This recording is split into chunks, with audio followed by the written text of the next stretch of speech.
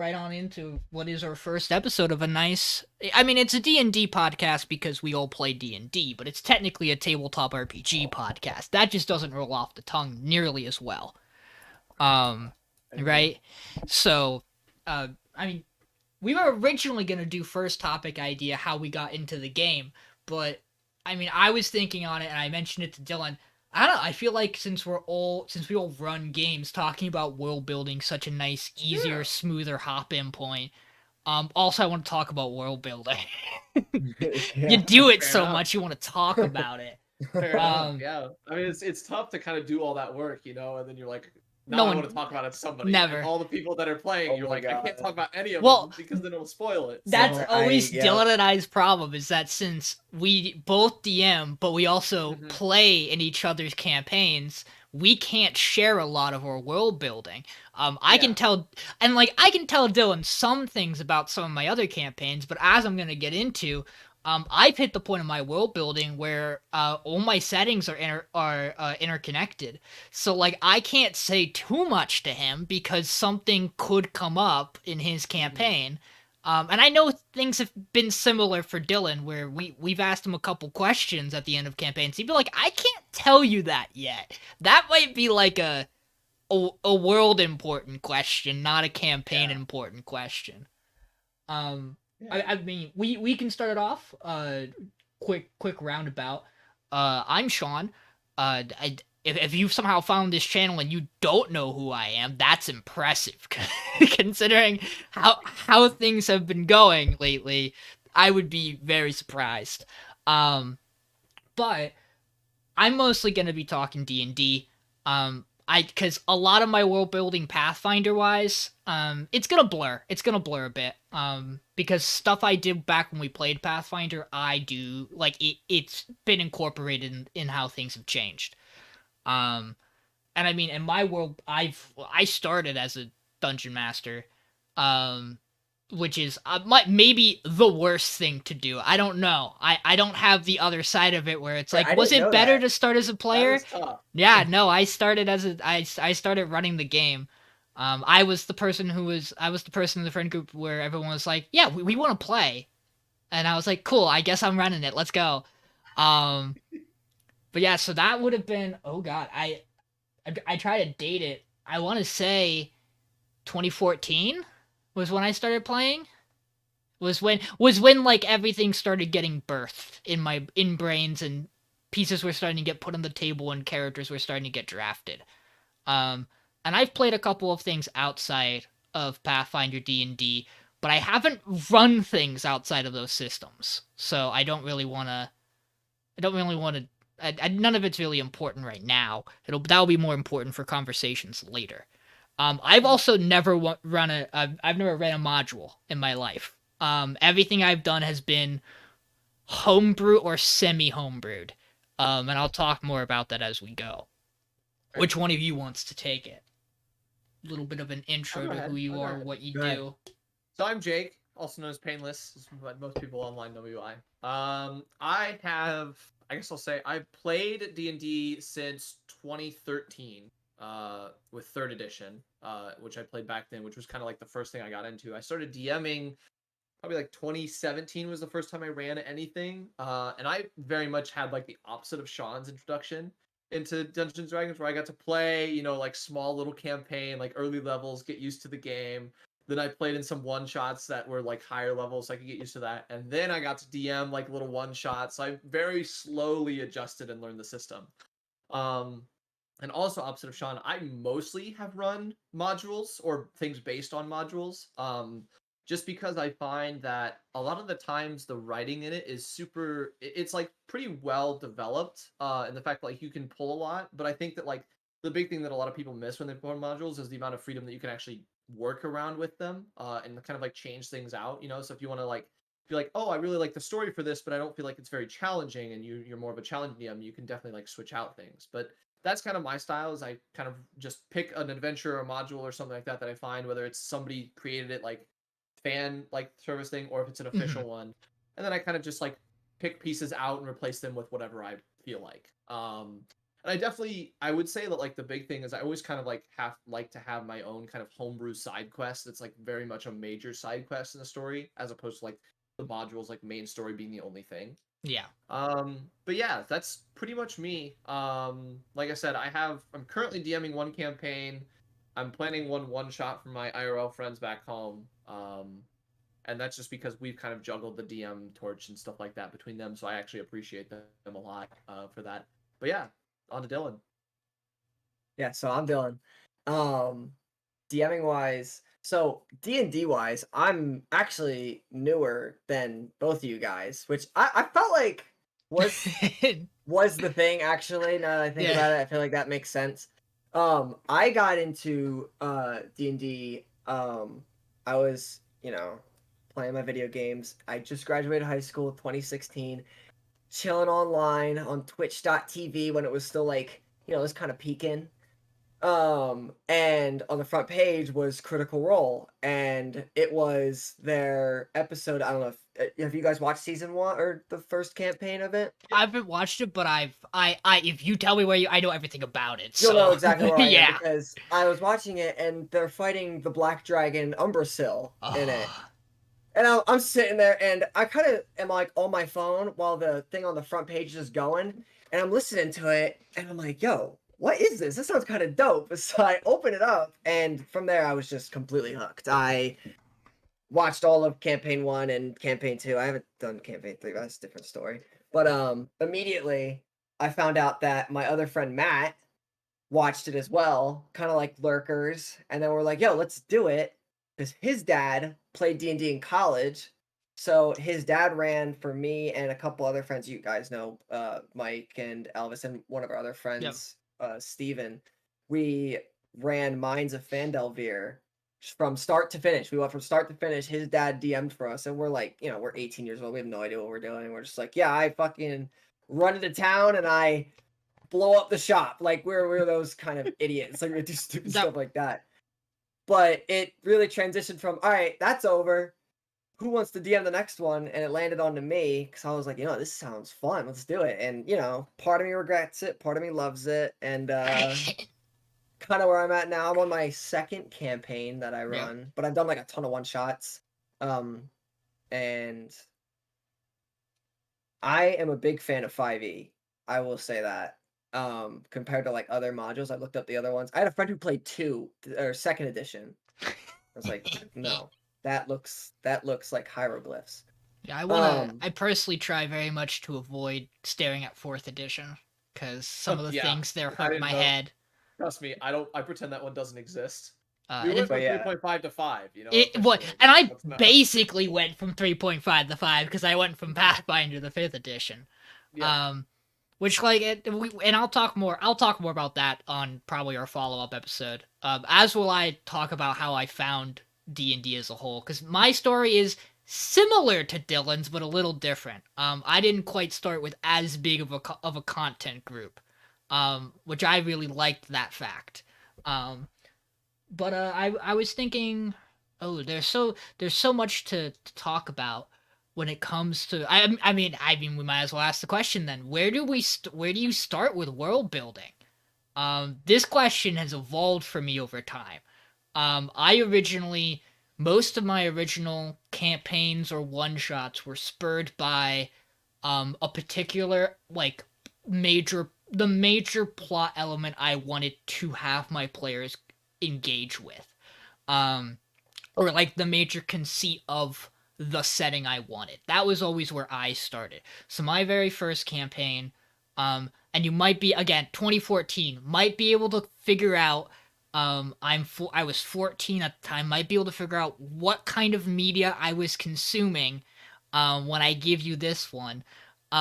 First major set of kind of plot for D&D I ran with was were villains who embodied the 7 sins. Wonder what pieces of media I was chugging at 14. That's tough. Yeah. But here's the intro. So this is where I was kind of talking about where I do a kind of bit of blur. Pathfinder has blood mages who are based on the 7 sins. And while I didn't start there, as I went to kind of figure out how I wanted to do some of the characters, I read some of the the easy online free access material about those characters in the Pathfinder world lore, and I was like, I can take some of these ideas and twist it. Um, and then I needed a map. I'm big on maps. I've read enough novels that have a map in the front of it, and talked to enough friends who also read novels with maps in the front of them that go, yeah, every novel should have a map in the front of it. That I was like, my players know where they're going, even if I don't know what's everywhere they go. And I had a really, really choppy. I think I still have some of the files that I might be able to pop up. Like map program that was like, yeah, you could generate land this way, water that way, and other types of terrain in between. Um, and that was kind of where I used to start world building, was an idea. Um, I now I've done so many things now that what wound up happening was I went, too many of these campaigns didn't come to full conclusion, and I have so many fun ideas that now I have parts of now I want to make those parts of the world and those concepts available at a future time.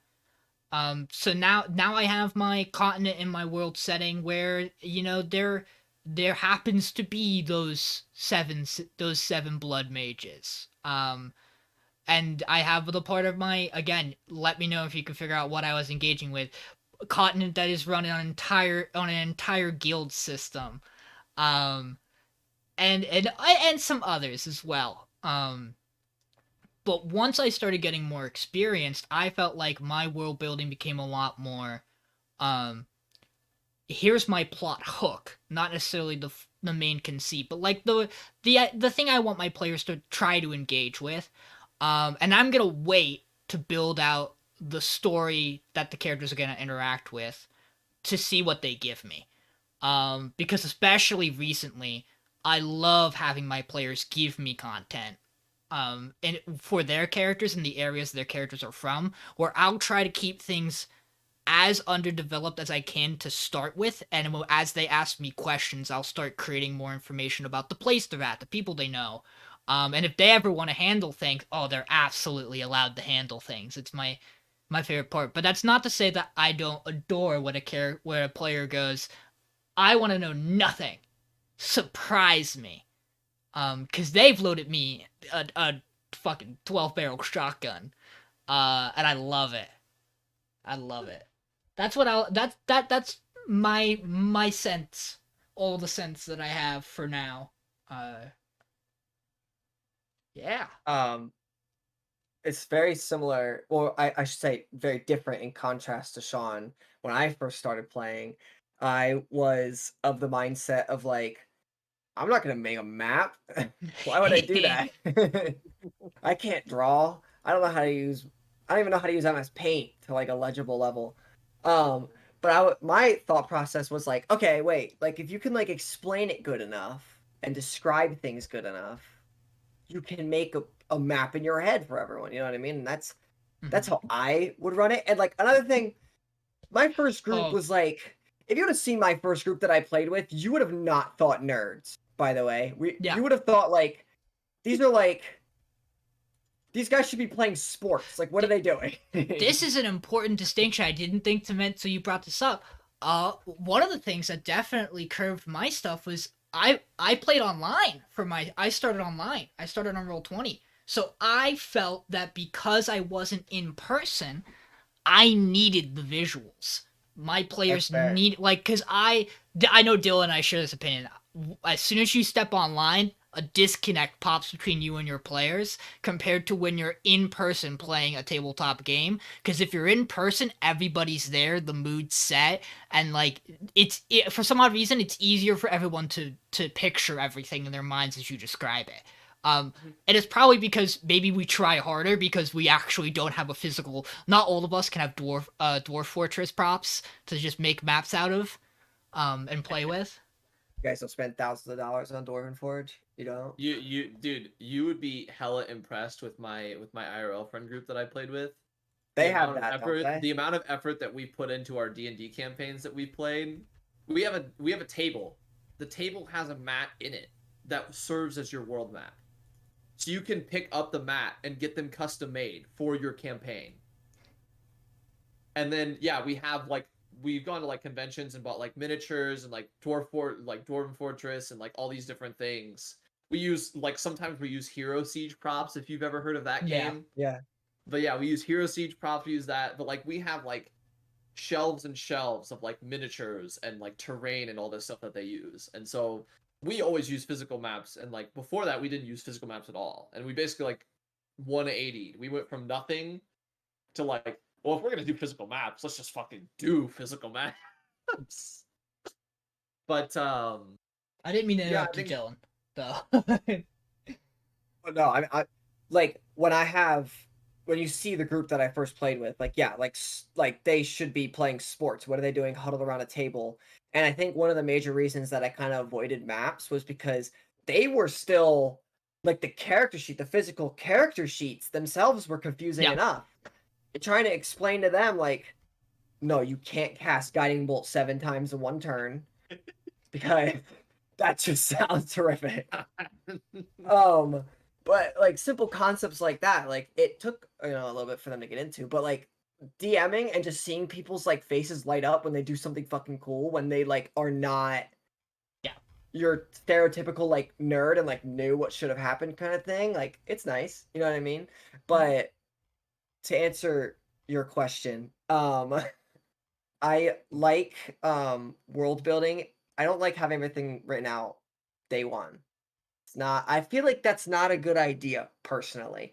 Yeah. One, because you have to know all of that information. And that's tough.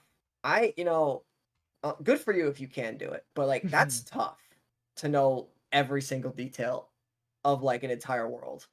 And I think it's a thing that a lot of people like do, but like don't really like say, but like think of it like the map is loading around you as you're walking around in a video game. It's the same thing with D&D. Yeah. Way that I run it. Like, oh, you're getting closer to this city? Oh, all of a sudden it's got some stuff there, like kind of thing. oh my god, Oh, the you're moving away from it? is Oh, revealed. that's moving this way now. My important plot point is here. Oh, now it's over there. Oh no. No, but actually, like, I think that's a really fun way to run it because like you're not like necessarily railroading. You're just like, okay, you're gonna run into this. It just depends on like where you run into it, kind of thing. But yeah, it's challenging sometimes when you have like people who aren't like that typical fantasy trope kind of person, like has played all the Fire Emblems and stuff like that. They'd rather like go across the street to shoot some hoops, and you're like, hey, there's a couple goblins. Mm-hmm. But yeah. Yeah. So kind of like piggybacking off of that point, that's like actually the main reason why even after I complete the campaign, I'm probably not going to play the Fire Emblem, because I like very much would rather experience the story from somebody who's played all the games and is very much a big fan of it.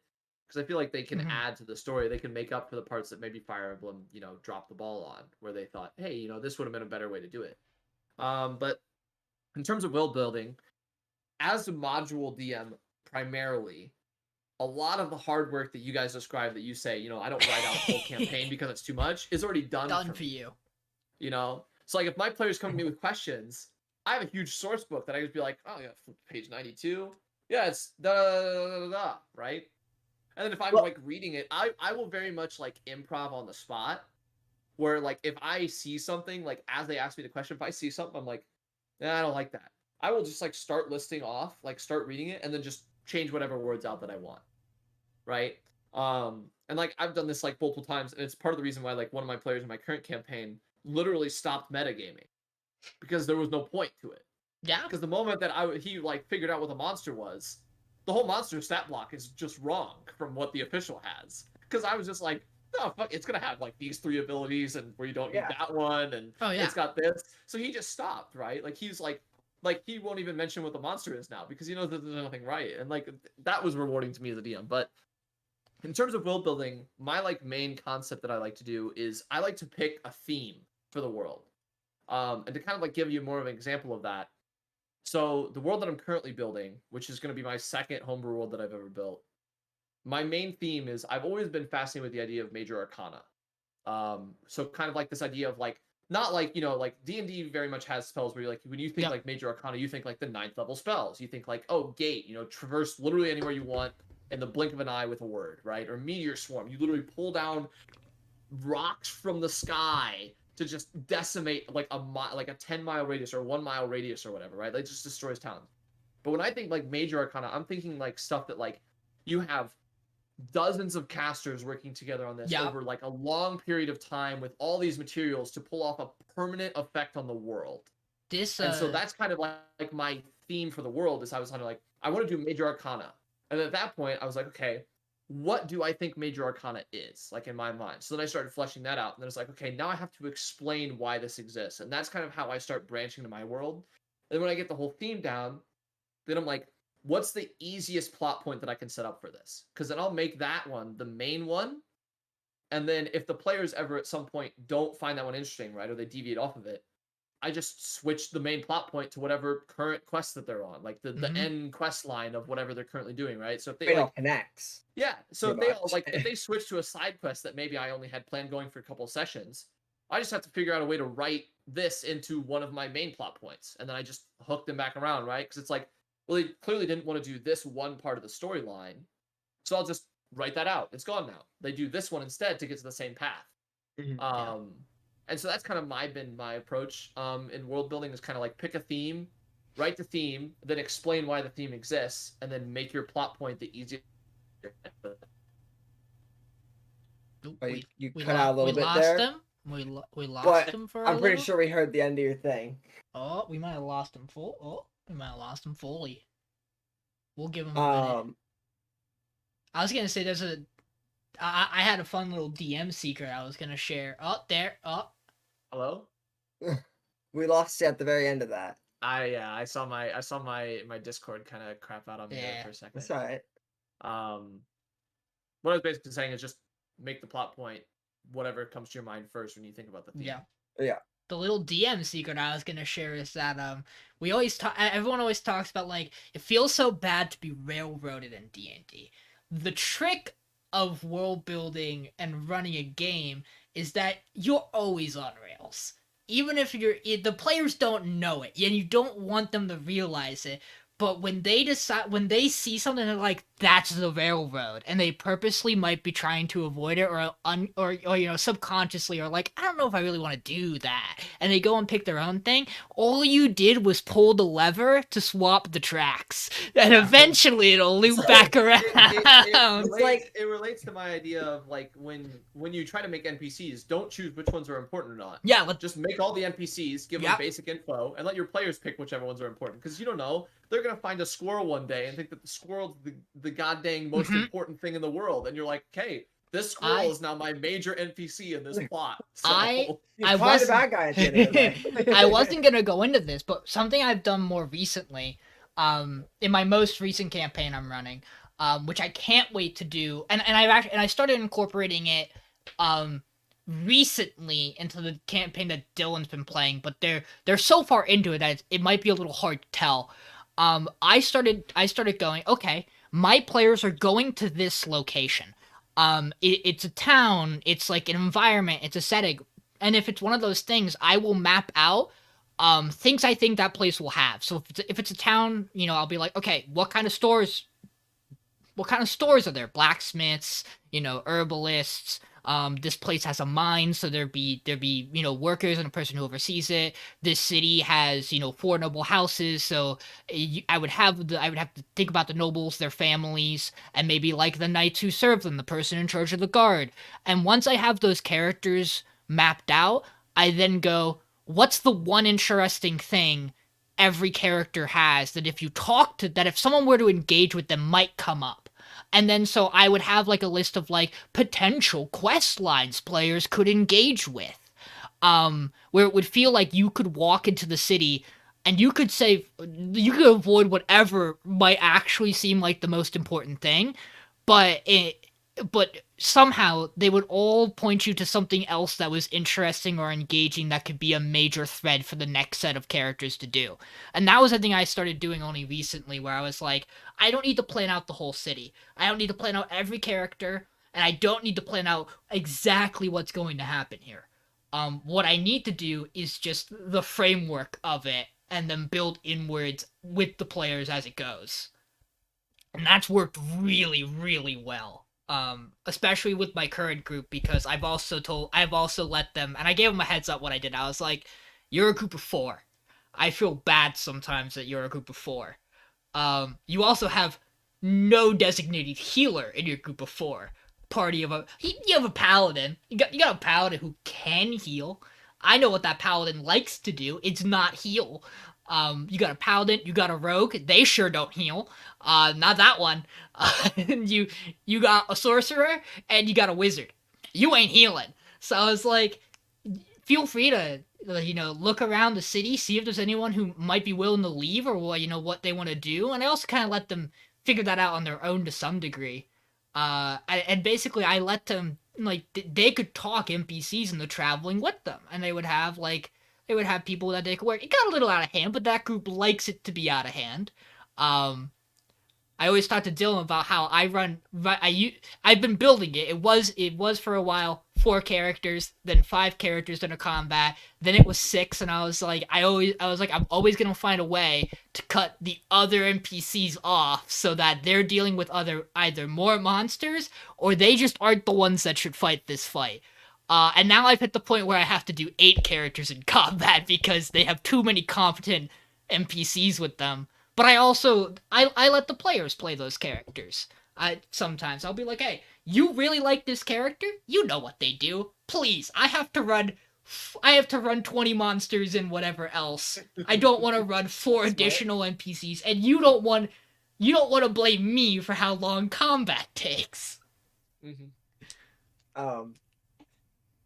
I think, okay, I don't know if we're ever gonna do like another topic on this, but like when I start a game, my initial like theme, I get the idea, right? You get the idea of like something that's cool, but an idea that I always fall on just because I feel like I've seen a lot of it in like video games, movies, even in like some real life scenarios, is I really like the idea of like who's the bad guy when you're like playing a game. I couldn't tell as someone who's played with this man. Yeah. So the one thing, okay, it's a gripe I have with D&D because you can play the game however you want, but like I'm that guy that if I see someone, I'm like, oh, you're a shopkeep who's run a business successfully for like 30 years. You've never done a single crime. You're a perfectly functioning member of the community. You're running for mayor. Oh, there's no dirt on you. There's nothing bad about you. I hate when there's nothing bad about people. There's always something bad about someone. Everyone's got a flaw. That's why it's in your character sheet. You don't have to have one, but like it's cool when you do have one. And you have a flaw. You have something that's like a weakness. You know what I mean? You're not perfect. And I do that with like when I make my games is I'll make a lot of people who aren't necessarily the best people. A lot of them are shitty, and you fall into this idea of like, all right, who can I trust? Who can I like actually work with to get information, and who's going to actually tell me information that's right? Because like a real world, like you're starting at level 1. I think that should be very important. That like level 1 is like you could drop a pickaxe from like 10 feet and you'll die. You will die if that pickaxe hits you. You will instantly die. Like that will kill you. And I think my major gripe is that like people will start a campaign level 1 and just be like total plot armor. I'm the main character. I'm gonna talk no jutsu everyone. I'm gonna be the Naruto of this, and it's just like, no, you are an ant on this globe. You have to build your way up to figure it all out, and you can't necessarily trust every person you cross. And so, like, that's why when I run these games, it's like, oh, I can't just tell my backstory to everyone hoping they'll just give me information, or like 1 bit to my information. Like, oh, I told you my mother's in town. You might go kill my mom. Kind of thing. I love just playing out characters, and one of the more recent campaigns I'm playing, and I'll talk a little bit about the one that Dylan's in too. One of the things I really like is that as the campaign went on, I like an idea popped in my head, and I'm like, this is where I want the direction to go. Some things have lined up that I can now make this a critical plot line, and then my brain went, I had written some characters flawed in certain ways. What if I extend those reasons and build them into, like, my players were already starting to be like, I don't know if I can trust this guy. So what if I go all in on that character not being trustworthy? I've really enjoyed doing that for the campaign I'm running for Dylan. Something that was really fun. And one of the other elements I do, I think we might have lost Jake again, but it's fine. Camera wise, that or it's just not loading on my end. No, I think you like that again. Yeah, This yeah. one. But I'll be back. oh, one of the things I also have started doing is, because I have a clear mapped out setting, which I think it's a lot easier to do if you have a clear world that you have, all the parts kind of at least figured out wise in relation to geography. I've started to decide how each continent country is structured politically. Um, so which ones have emperors? Which ones are led by religion? Which ones are led by councils and and like collectives? And which ones are like is like a split federation of control? And all of that is enjoyable to me, because then I can do different themes in those settings that play off that. The Silver Sailors campaign set in my continent of Ruba is really enjoyable, because one of the major elements of that campaign was that whole setting was built around the concept that it's run by noble houses who each control different areas. Welcome back, Jake. Um, and it's really, really fun and interesting to then have one player who is very, knee deep tied into the community of, I'm in a town that has a noble and we work within its jurisdiction, to then have them collide with a character who goes, oh, I don't ever want to talk to a noble for the rest of my life. I'm a pirate. I want nothing to do with those people. And then to have them collide with the nobility in multiple different ways, and have different interactions where they don't know who they can trust or why things are happening. Some of my favorite moments with Dylan as a player has been him going, I don't want to talk with that I don't want to talk with that person. I know the nobility. And then running kind of face first into it by accident, and then letting it play out, and then he'll walk away and he'll go, and his in his mind, I know he's going, that shouldn't have gone over as well. But his character isn't that smart, so he's going, that went well. And then the other player who has a tiny bit higher intelligence will go, why did that go over so well? And then he'll panic, and then it will be great. And I love that. Yeah. Go ahead, Painless. Oh, I was just gonna say that, kind of going off of like NPC design, I guess, is kind of like what we were currently on. I think that like the cool idea is, I at least like the one thing that I always like to have in my campaign is I always like to have the idea of a rival party. And you do that. I do. So like the reason why I like a rival party is because I feel like it spurs on it, like, so one, it immediately draws the intrigue of your players, because your players want to know what the hell is going on with the rival party. Are they good guys? Are they bad guys? What have they been doing? And I feel like it's fun because I can have the rival party be more or less relevant in the plot whenever I feel like it. Like they could get back from like whatever mission the party was on, come back to this town, and suddenly the rival party's just at the bar. And then now my players have to interact with these other basically player characters and figure out, what did you guys do? What were you doing? And then I can play like I could be the whole intrigue thing where I could just be like, oh, we were just shopping in the town across the way, or, we were doing this, we were fighting this one guy or whatever.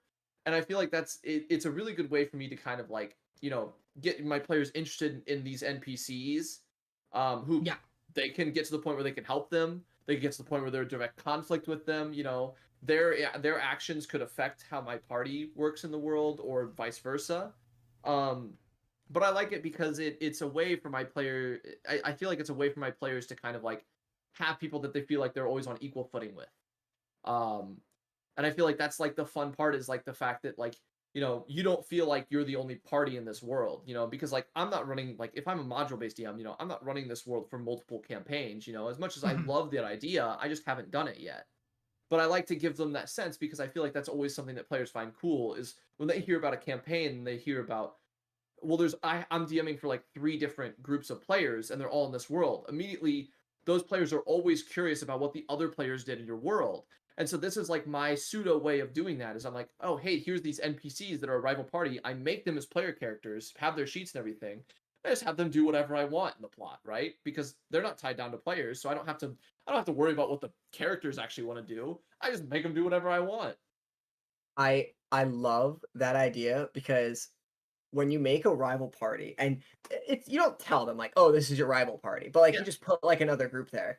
Your groups, any player, immediate reaction is, oh, am I better than them? Or like, what's the Tournament am I- I arc. want to know they're like, Tournament arcs. I know Right. the one thing that happened in the campaign I did recently, and it happened multiple times other times, is they're like, well, can I tell what they do? Like, are they a Yeah. caster? Are they a fighter? You know, like if it's a barbarian, right? He's always like immediately like, who's the biggest one? And if Yeah, it's a caster, yeah. like which one looks like it has the coolest magic items or whatever. It turns into like a USA versus Russia Cold War. Yeah. Like no Mhm. one's telling each other what they got, but they're trying to figure out what they got, and it's like, all right, whose penis is bigger? Like we need to figure this out, but we can't directly ask it. But it's great because it's almost like you're forcing your group to be better than them or like to prove that you're better than them basically. And so they'll rush stuff as fast as they can to like get stuff done or like get in their way and sabotage what they're doing and like do Mhm. anything to like get a step ahead of them. And it's a good driving force. That's why I like rival parties. I've never done it because I've I'm sure my kind of group will just be like, I attack them. and I I've murder kind of them." done it. I've kind of done it.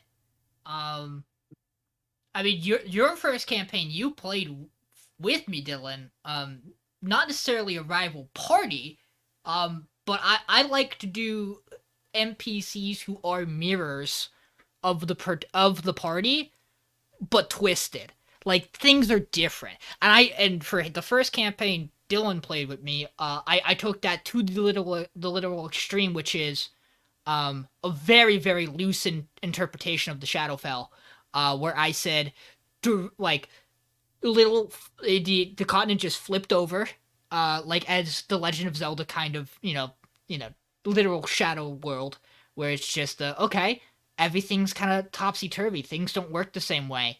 What were the key moments in all of the in all the player characters' lives? What if those went differently? What would they be like? And I didn't intentionally try to make everybody evil, but when you have a party that's predominantly good, or predominantly, chaotic good, you're gonna wind up with a lot of those people going down the opposite route. But it made for a lot of interesting moments for the players where they would go, is that what I'm driving towards with some of my behavior? Am I getting close to those kind of things? Should I be more open-minded about something? And when it worked, it worked. Mm-hmm. And I like to I do think- that with like rival parties in a way too, where if I'm gonna put a set of characters that are gonna appear a lot, I'm gonna put a similar number as my player party, and I'm gonna have there be similarities that they go, if I had to pick one person to fight myself, it'd be that one. And if they wind up picking one that I didn't expect, that's even better. Yeah. I think probably the funniest thing too about like just talking about like more specific example in my Mad Mage one. So I've introduced the rival party existed initially with some characters in it, right? And the first thing that I did was my characters, as Pablo knows, and Sean, you probably heard as well, Mhm. are slightly broken because I like to have them live their power fantasy and then let me live my power fantasy as a DM in combat too. When I'm like, hey, I want to run this monster, I don't have to worry if my player character can take it. They're broken. They'll figure it out. That's their job.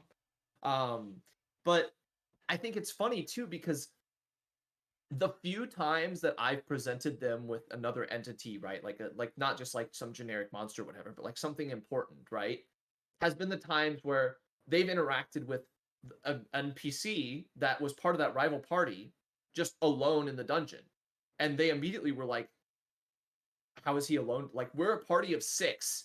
We just got to this floor. He's solo walking around on this floor. Like, we don't want to mess with him. Like, Yeah. we don't want to mess with him. Because my party is so ingrained in dungeon, fight monsters, fight every monster you see, right? And so I'm like, that's not how he does it. He's like, he sees something, doesn't want to fight, he just walks around it. He goes a different way. And so they see him alone. So And they're Crazy. like, Why would you wait, do he's that? broken. And I want you to know, if you ask my players right now, they will all mention the same name. They'll mention one of two names. They'll say Mex or Egavon, regardless, because those are the two people they met that were solo in the dungeon, and they're both part of this rival party now, and they're like sort of helping them now with like achieving stuff because we're getting to like the end of the campaign. Mhm. But for a long time, those were the people in the campaign they were most afraid of. They were like, we'll work with them and we'll do everything with them and interact, but only in a friendly manner. We do not want to be on their bad side, period.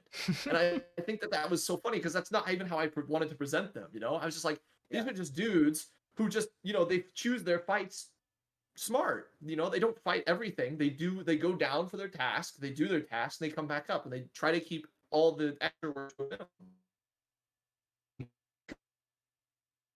Oh no, we lost him again. It's okay. He'll pop back in. We know the drill Yeah. now. It's a pattern. I'm happy it tends to happen at the end of his sections. It's So like right at he'll the end when he's talk about and to he'll make be his like, yeah, point. yeah. It's actually perfect, actually, yeah. Because he's got to re-say his point. Oh, Oh, I think he might be back. we're trying. Nope, not yet. Not yet. I really like how he handled the rival party thing because immediately just struck fear. I watched a couple episodes where he did it, just struck fear in his group because when you're a player and you see someone better than you immediately try to figure out why they're better than you. I mean, and try to get over that. You've been doing that with. I think the best way to refer to them are monstrous NPCs, where you have. I mean, this happens when you run settings that like Dylan and I do, where the enemies aren't always monsters. The enemies can be people, and not to say that like by the book, like DM's guide, monster manual, like and like enemy monster NPCs aren't great, but they don't give you everything, which is fine. That's kind of part of the game, is that you're supposed to extend on those characters they give you and develop certain things and shape how they work with the party. But when we have the freedom of reign to do it, we do a lot of stuff where if you're fighting a person, the way that person comes off or is portrayed, especially if they're one entity for a whole party to fight, you really have to work to make them terrifying. You've been doing a fantastic job with that, Dylan. You kind of always have. 2 campaigns I've played with you. I feel like a lot of my roots in like making things scary comes back to that first like time I got into D&D. Yeah. And I just heard Matt Mercer describe Umbrasyl, and I was just like, that is literally, I cannot think of anything cooler than what he just said. And I need to have other people experience that same feeling that I got when I was sitting there on my phone, feet up on my desk. I'm just like, what? It's a dragon. Something. Did you want to finish your point, Payneless, quick? While you I was just gonna say that like it's especially fun when you do it when you like similar like how you do monstrous NPCs, right? When you do a player character in an unorthodox way, right? Because like for example, when I presented Egavon to the party, he was just walking down a hallway holding a sword with no armor on because he's not a fighter, he's a wizard, he's a blade singer.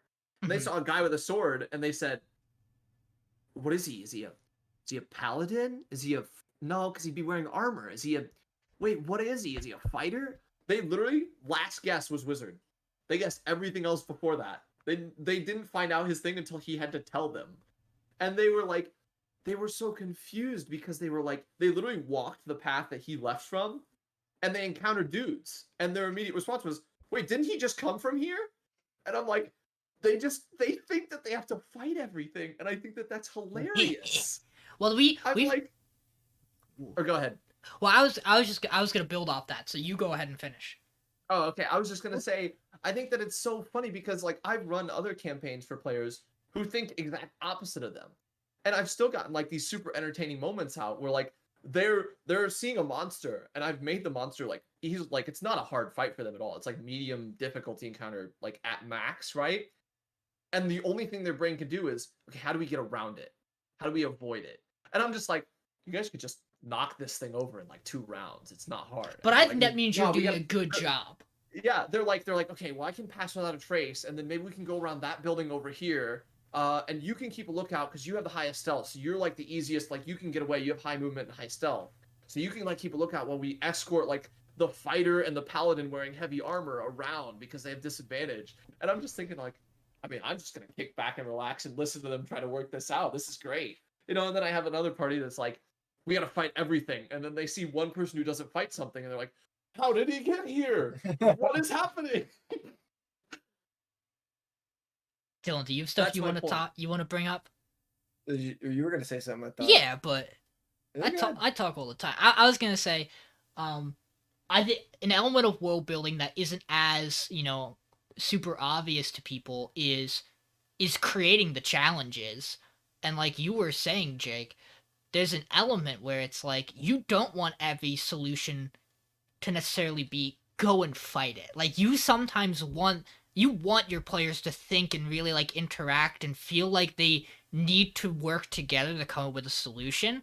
And so one of my favorite elements of world building is figuring out what ways can you show players that they should not engage with something, or that if they do, they need to really think about it. And also on top of that, like what are other challenges you can give players that aren't just creatures? What else can you throw in their path? And obviously modules are great because especially dungeon crawl modules. I'm a man who's saddened past my Pathfinder days because when I started in Pathfinder, I was very big on the dungeons. The game, like whether it's Pathfinder or Dungeons and Dragons, both of those titles have some you can incorporate into dungeon crawling themselves. Yeah. But my players, and I had to pivot away from this because a lot of them weren't big on it, did not like the traditional tabletop. You walk down this hallway, especially on a virtual tabletop where they're like, "But I just want to go all the way down," and I'm like, why do you think you can teleport from point A to point B in a dungeon? And like slow dungeon crawl was not what they wanted. So I had to come up with different kinds of challenges. Dylan, you've had a bunch of great you have a bunch of great, not necessarily combat oriented challenges. So, when I'm obstacles are a great thing because at the end of the day, we play D&D to have fun, right? And you Yeah. find ways to like mix it up. It's not always like we've met the guy, we're gonna go fight him. All right, now we gotta go meet the next guy to go fight him. So on the way, there's like things that you could do that are fun. So like, I mean, you could give a group a second grade puzzle that's like a second grade reading level that takes them 4 hours. Yeah, which is, you know, I mean, have any of us fantastic. have? It's a joke. It's the critical role joke of open a door. Why is it the most challenging thing for a 17th level party to do? I've never had success with simple puzzles. It's never worked in any D&D campaign.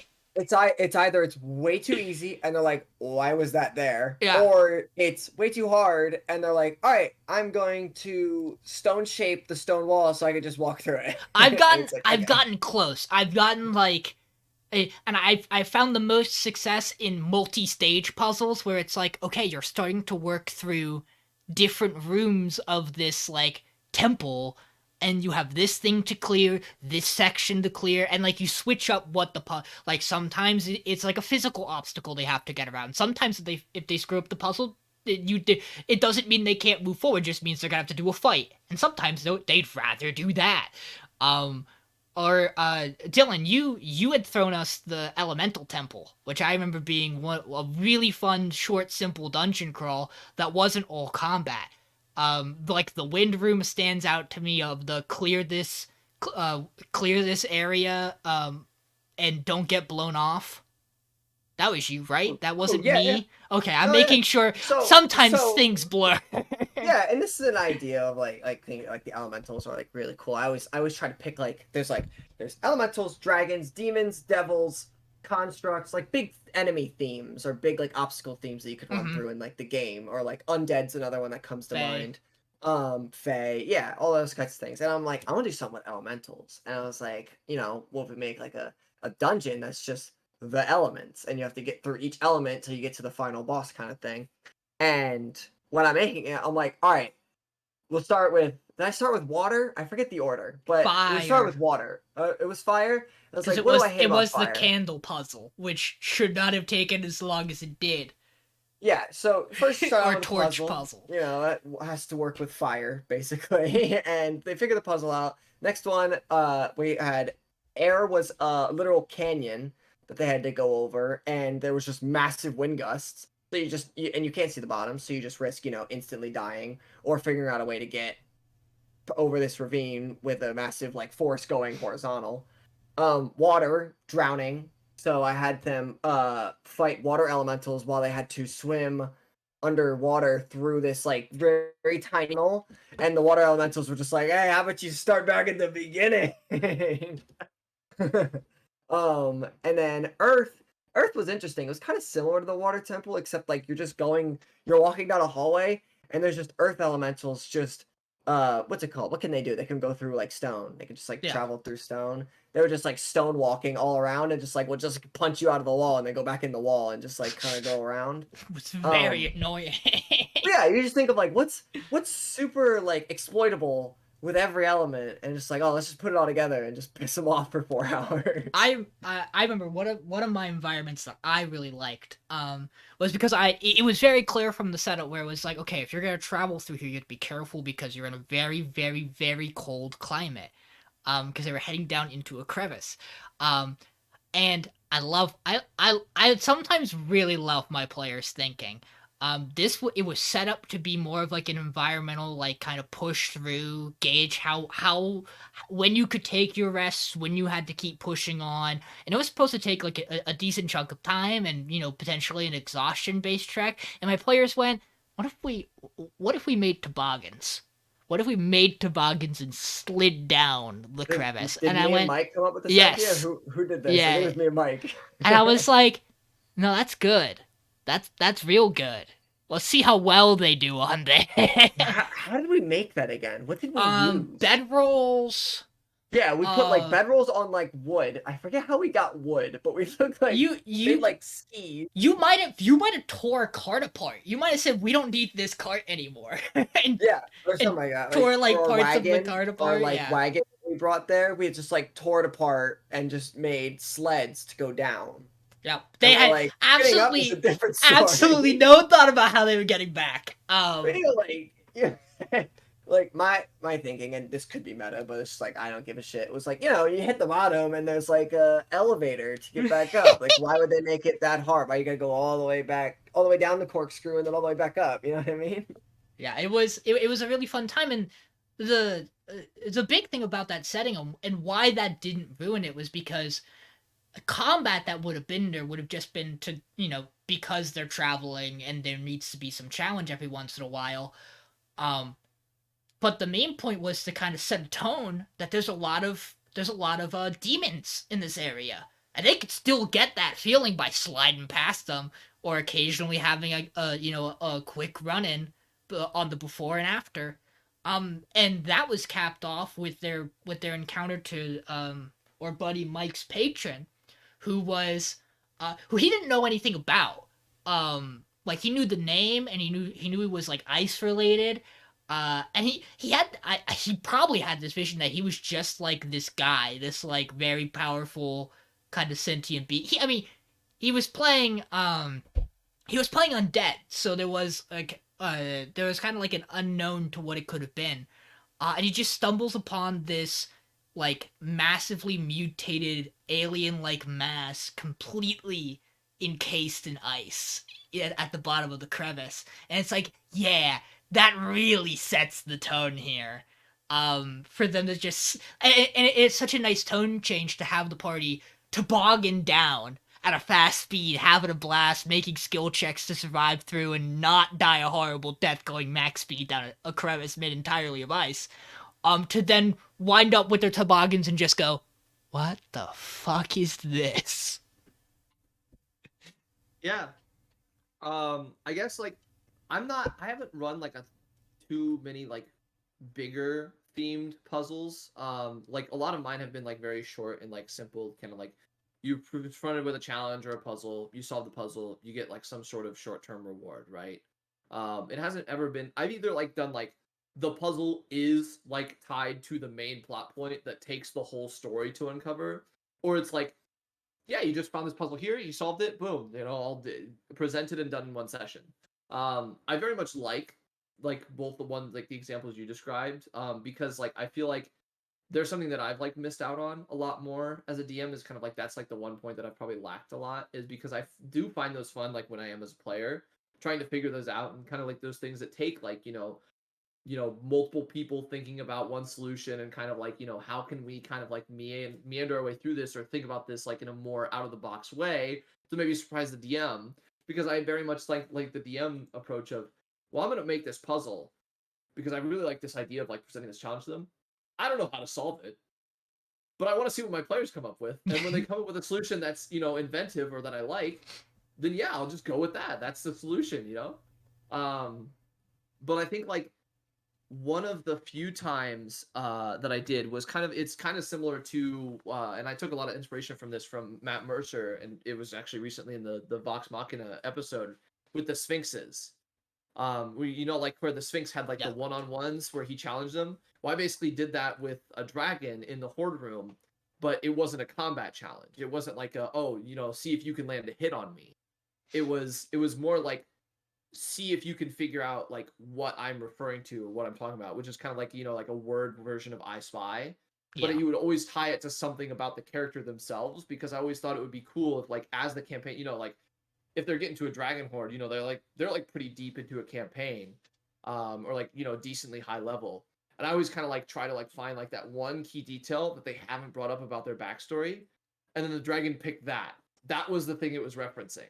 And he like listening to these players, I'm like sitting there in my mind, I'm like, you guys wrote it. I didn't have this when I played it. I came up with this on the spot, like literally before this session today and you guys wrote this and you guys are the ones struggling to figure this out. And I'm like, you can't fight the dragon's just going to torch you, like it's not even going to be close. I'm like, but he's presenting a solution here. You can get this entire throne room worth of gold if you can all solve your individual puzzles. And it took them 2 sessions. 3 of them solved in the first one, 2 of them solved in the second one, and it was a lot of fun. And I want to do more things like that, and I just haven't incorporated them. And I'm gonna plan on doing it with the future one because I feel like I can do a lot more kind of fun stuff like that with Major Arcana as the theme. But in terms of like sure. this dungeon crawl, it's very much a lot more short-term puzzle, short-term reward, or the whole like puzzle itself is the dungeon, and you got to figure out your way down. But yeah, I really like both your examples, and they definitely like as from like a DM perspective, thinking about like what the players would enjoy about them. There's like multitude of different things that you could enjoy as a player, so I think Yeah. that's really cool. The other ones that stand out in my mind, are both when you get to create like mini biomes in a setting.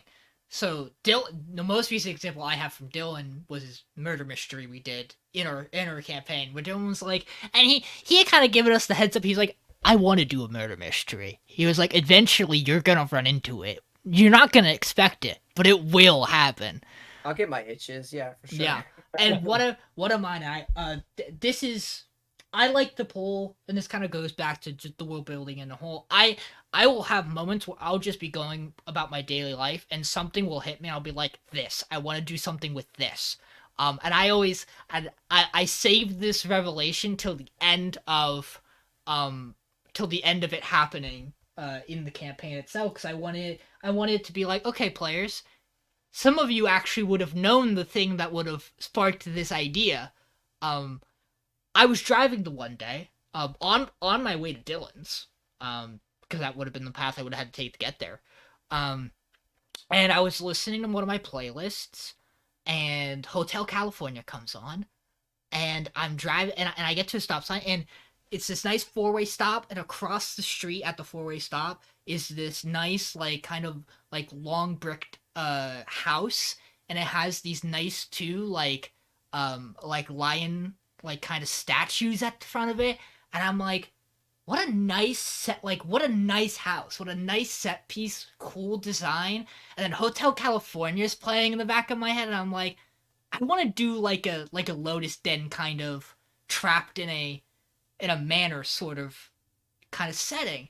And I threw that, and it was great because the party had just come off of a very like intense encounter, and it was like, and it was a letter from a noble who was like, "Hello, I would like to invite you all. I have heard about the many great things you've done. You should come check out my estate."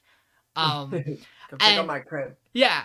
And of course, the player who's very paranoid is like, I don't know if we should do this. And everyone else is like, we kind of, what's the harm? Where's the harm in it? And I'm sure Dylan as a player was like, oh, this is such a bad idea. Um, and they went in, and it was one of those like, oh, you're free to roam around, like, again, very Hotel California. Take your time, check out the area, see what you like, stay the night. You're already here, you might as well. Um, and then they had the different characters in the setting. If they were to chat with them, like there would be gaps of time that wouldn't be right. Where like historically, if they would ask them about certain things, they wouldn't know, or like some of them couldn't give them clear like answers on how long they've been there, or like when the last time they saw people were. But the party was like as the night was going was making saving throws. It was like, okay, I need to see how you guys are doing. And some of them, and almost the entire party, did very poorly. Some of which really should not have. Um, and it played so well because the character who was most paranoid was the one who kept making all the saves. And so he's like, I'm gonna go talk to the head of the house. I need to go talk to the head of the house. Something is wrong here.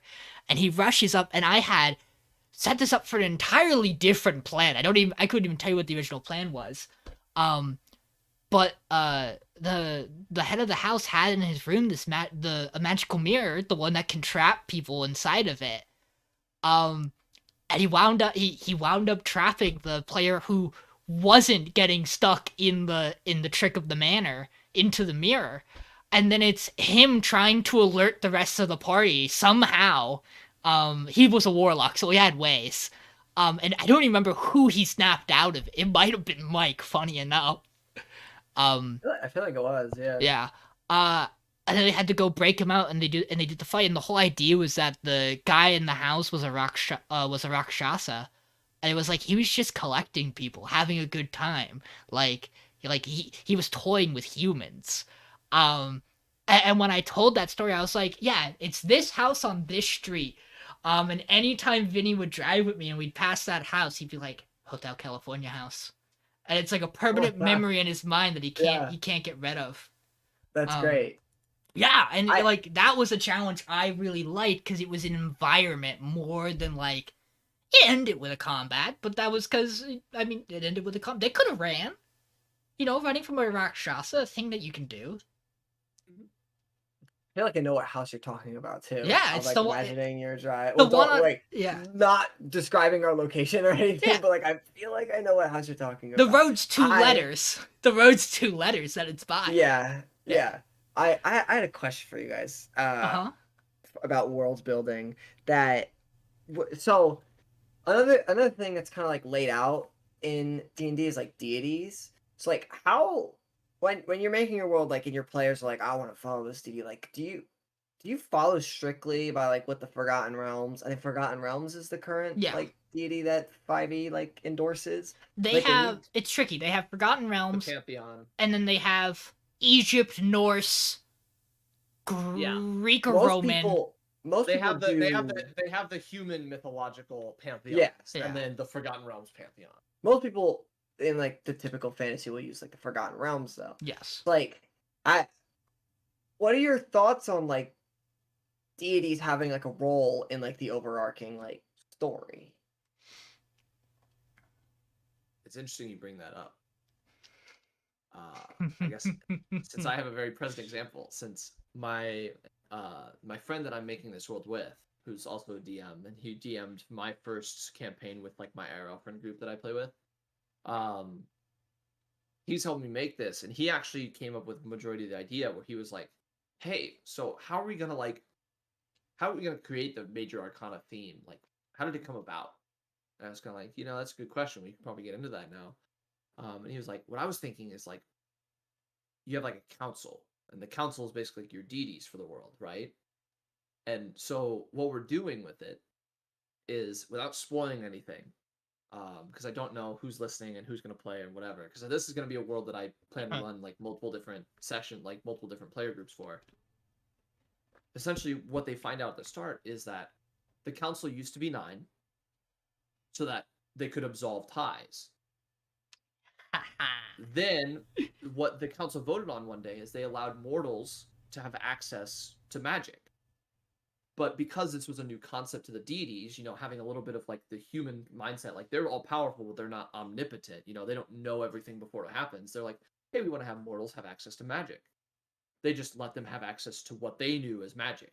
The only problem is this is the scale of mortals versus beings that can change reality. And they said, well, we'll just let them have access to magic. Well, the mortals found out that they had access to everything that the deities, that the council could do. And that's what caused the major arcana. Like, at the start, they were figuring out like little things. People could like make sparks with their hands, or, they could, make a little crackle or like some fireworks or some sounds, right? And then, so the council's like, oh, look, they're figuring it out.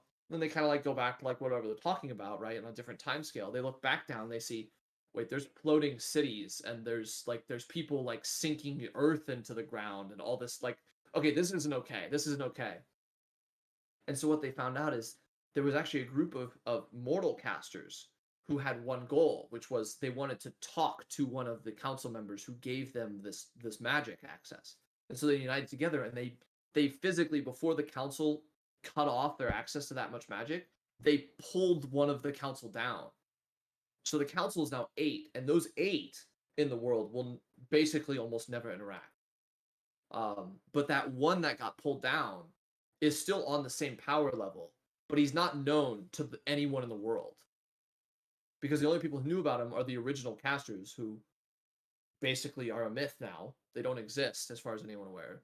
And the council's sure not going to talk about him, because that's a blemish on their history, right? They don't want mortals to know that one ever got pulled down. So they said, we'll just make everyone forget.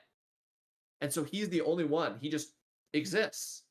And I'm like, this is great, because he could be the major villain. He could be the major supporting character. Entirely how the party finds him, where they find him, and what.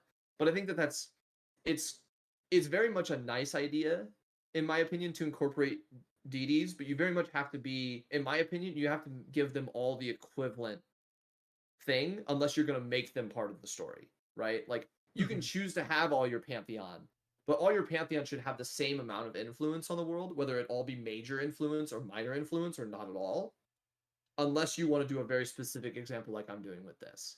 But I think that it's weird, because like I don't like to have like one have too much presence over like another one, because simply because of how the classes are laid out, right? Like if you have a paladin, he's very much going to be trying to contact his deity and figure out like or like a cleric in the example, right, where they're going to be like constantly in flux, like, am I doing right by you?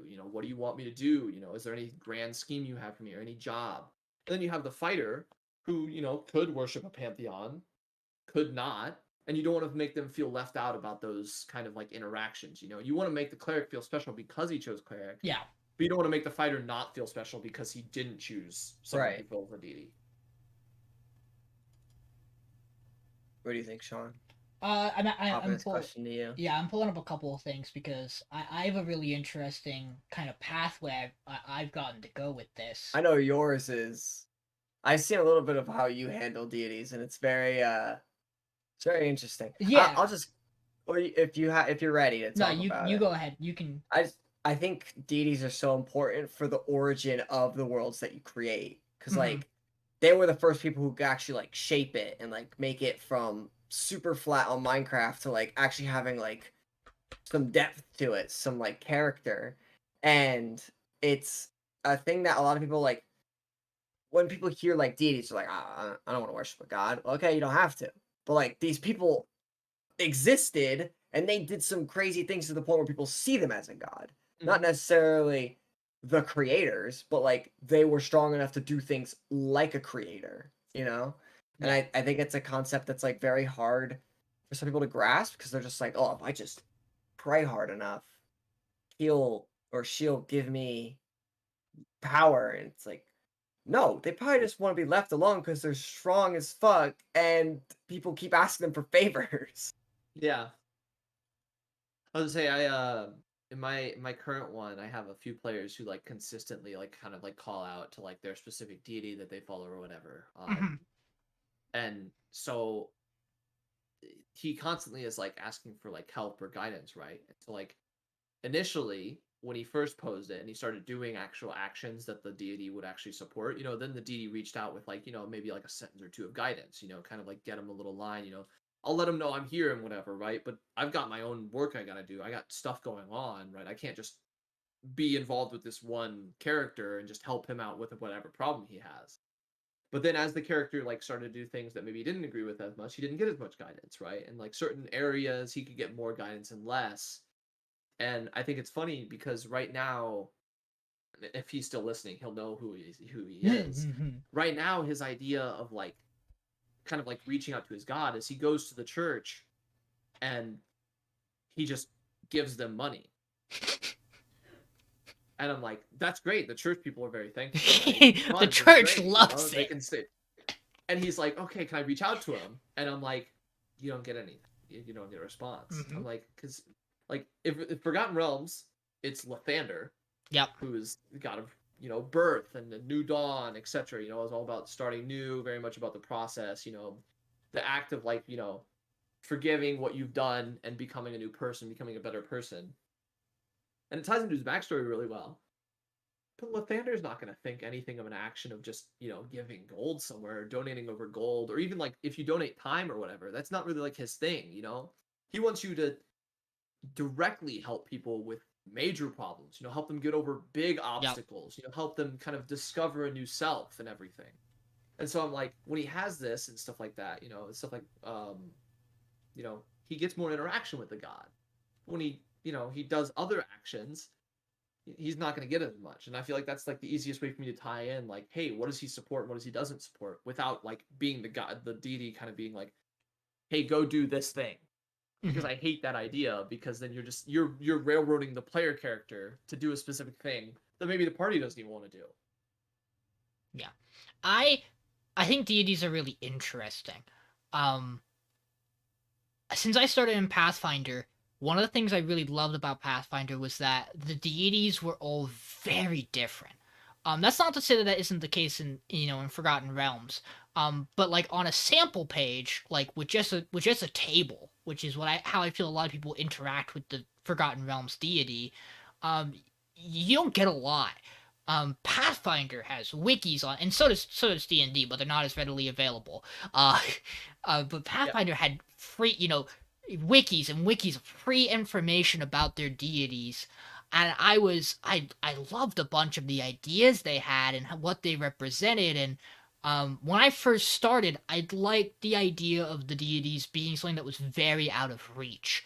That like you would run into them when it was someone who was a devout follower, or when they're, or like a kingdom was like consider themselves the children of a god, or all champions. And in the same way, super important by the book for paladins and clerics, and in some cases warlocks, depending on where you take them, and some of that odd crossover of god and archdevil. Looking at you, Asmodeus. And then I stumbled upon something that I really, really enjoyed. And I have these particular deities for a reason up on the screen. So the one on the far left is Caden Kalen, who's a Pathfinder deity, who is known as the Drunken God, or the Accidental God. And the idea is that he was a traveler who drank a lot. And in Pathfinder, they have an event. They have basically like a rite that different holy champions can carry out, and by doing it, they can ascend to godhood. And there are a couple of really important deities who do this in Pathfinder lore.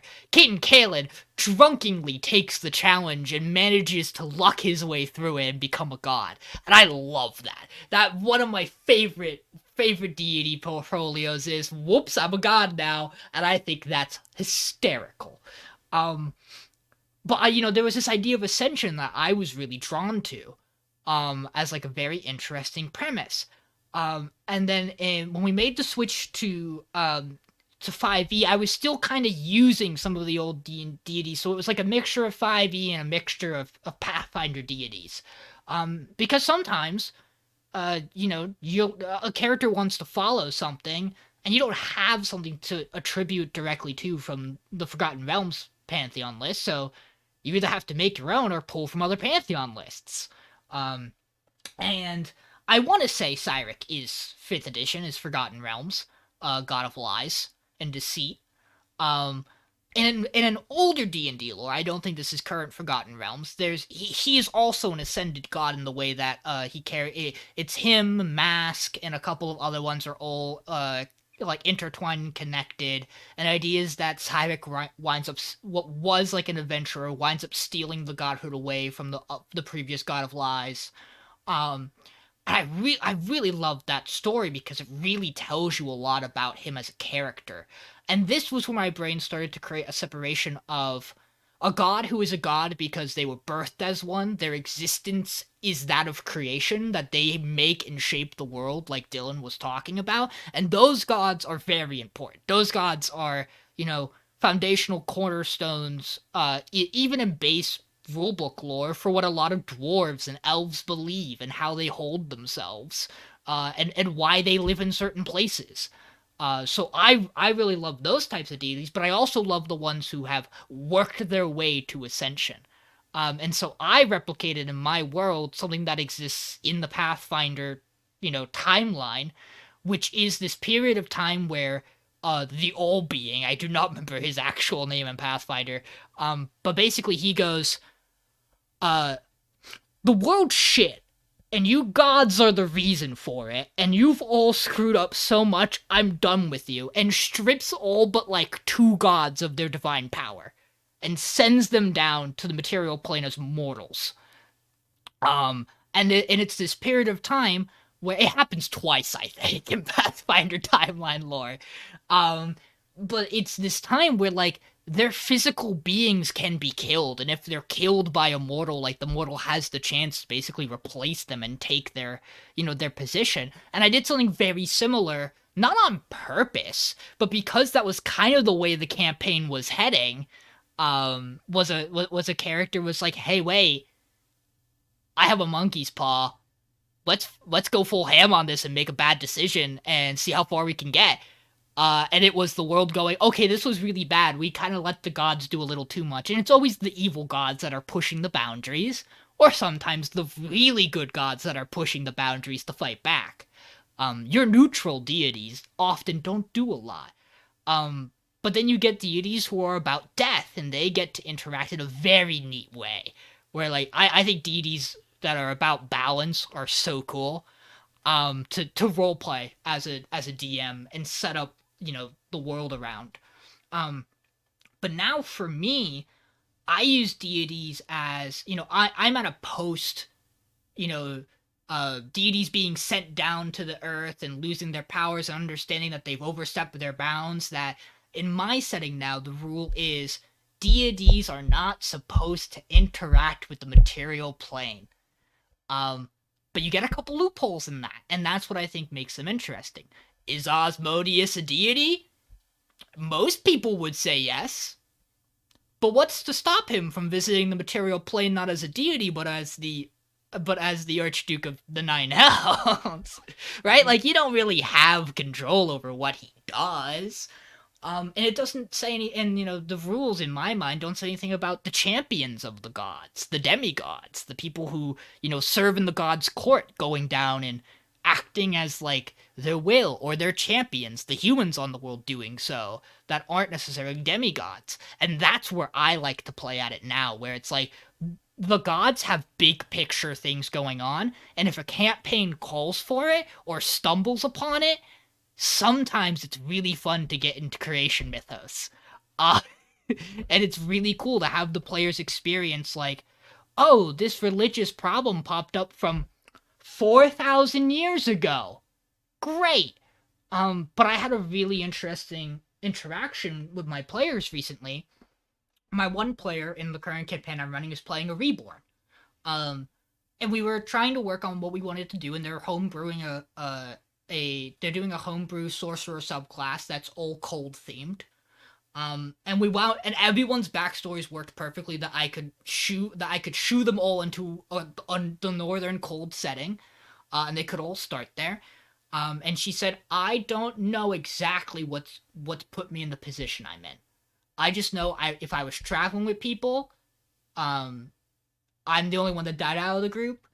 and like I had some loose things, and the general idea they had given me was my character was thrown into a lake to die.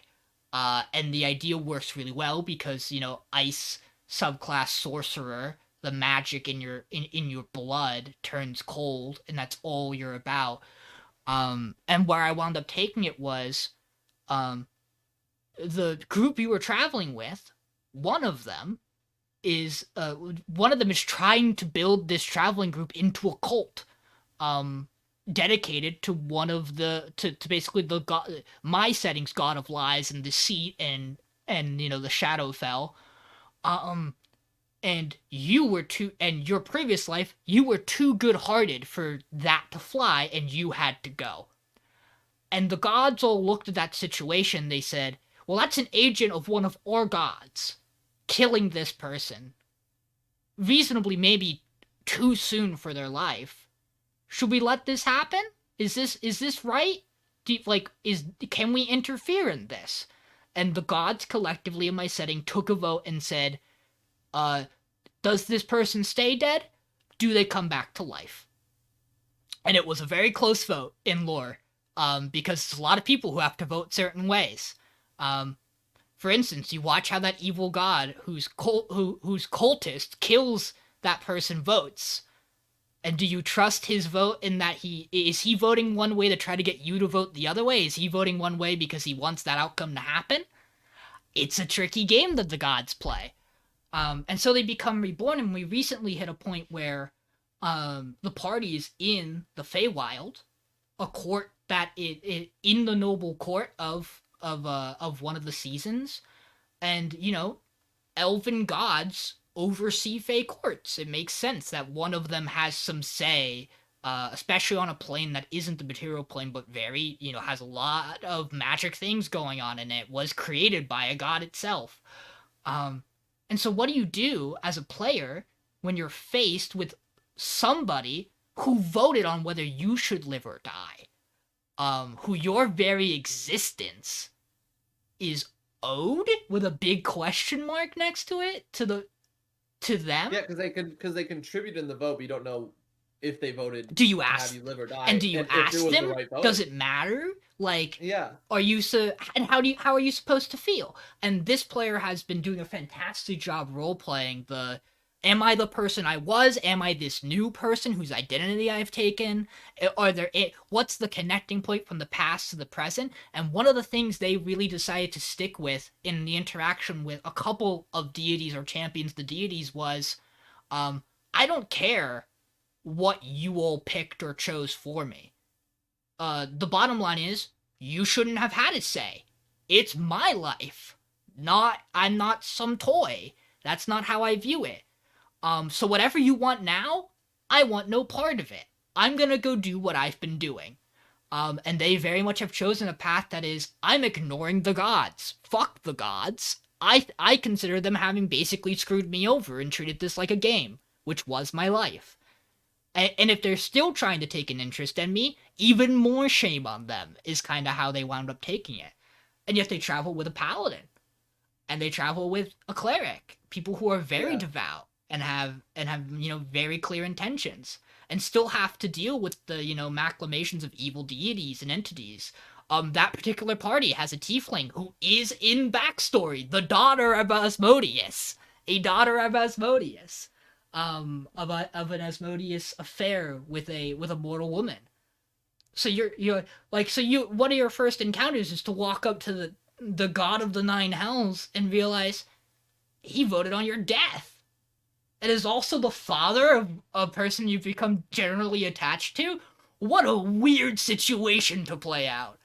I enjoy that so much as a DM, to watch how players interact with religion. And because you've talked about it, Jake. Your player whose brain went, or whose character's brain went, the way to get in contact with this deity is donation of money. I love watching how players, both as a player myself and as a DM, I love watching how players try to figure out both what they think is the right decision and what their characters think the right decision to talk to the gods is. Like, how connected does it feel? An example I love is that in Dylan's campaign that we're playing in right now, you've a cleric who is very clearly a chosen of a god. Like, who is, like, it is odd that he talks to his god so much. Almost warlock levels of communication with your deity. And you have a barbarian who's Path of the Zealot who doesn't have that connection. Why? Why? And what do you do? How is he supposed to engage with his faith if he doesn't have the same level of communication and he doesn't understand why he does or doesn't? And it was a really fun experience to play as a cleric in a campaign for Dylan, and to play as a character who reached out to a god for power, but basically spent his whole time following the tenets of his god and not really asking for much besides for some guidance in certain situations. And to have another character in the party go, I don't get religion, but I think I want to get religion. Can you explain it to me? And that's a like, you don't get to have those kind of interesting conversations and roleplay moments if you just back the gods away fully, right? Like, I always think it should be at the end of the day left to the players how much they really want to interact with the deities. But to some degree, depending on how high stakes you're going, you know, the more high stakes you're taking a campaign, the more serious threat, the more likely the gods have a role in it, right? And if you don't play with gods, you're playing with some kind of high level entity.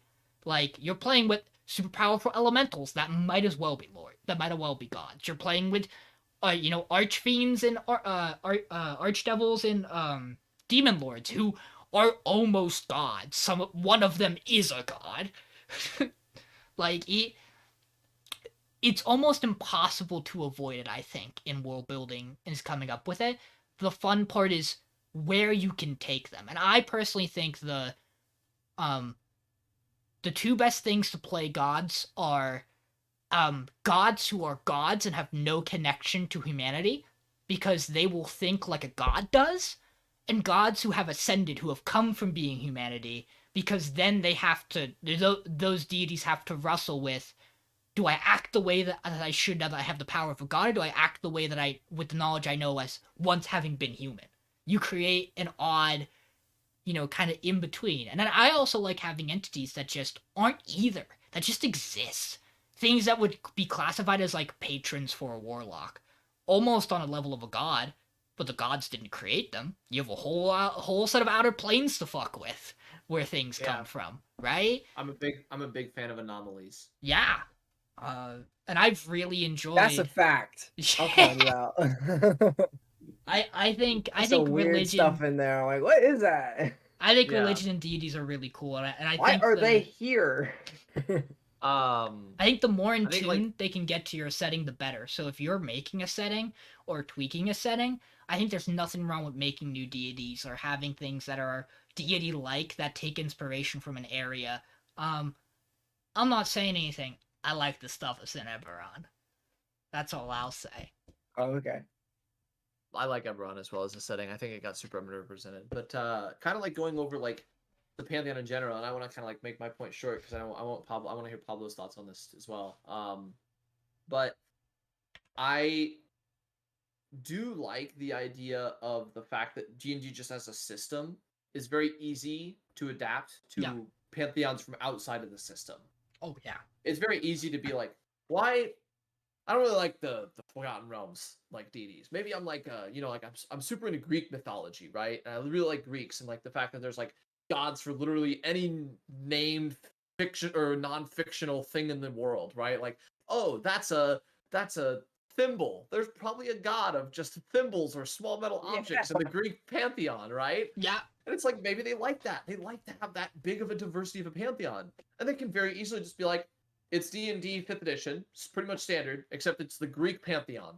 And that just works. Like, people just understand that, right? Like, immediately you're like, okay, well, I'm a cleric. And you're immediately looking to, like, the Greek pantheon and be like, oh, I want to be, maybe I think, like, natural beauty and stuff like that. So I'm a cleric of Aphrodite. But slam it together, right? And then there's subclasses that work around those themes and everything. And I think that that's super cool.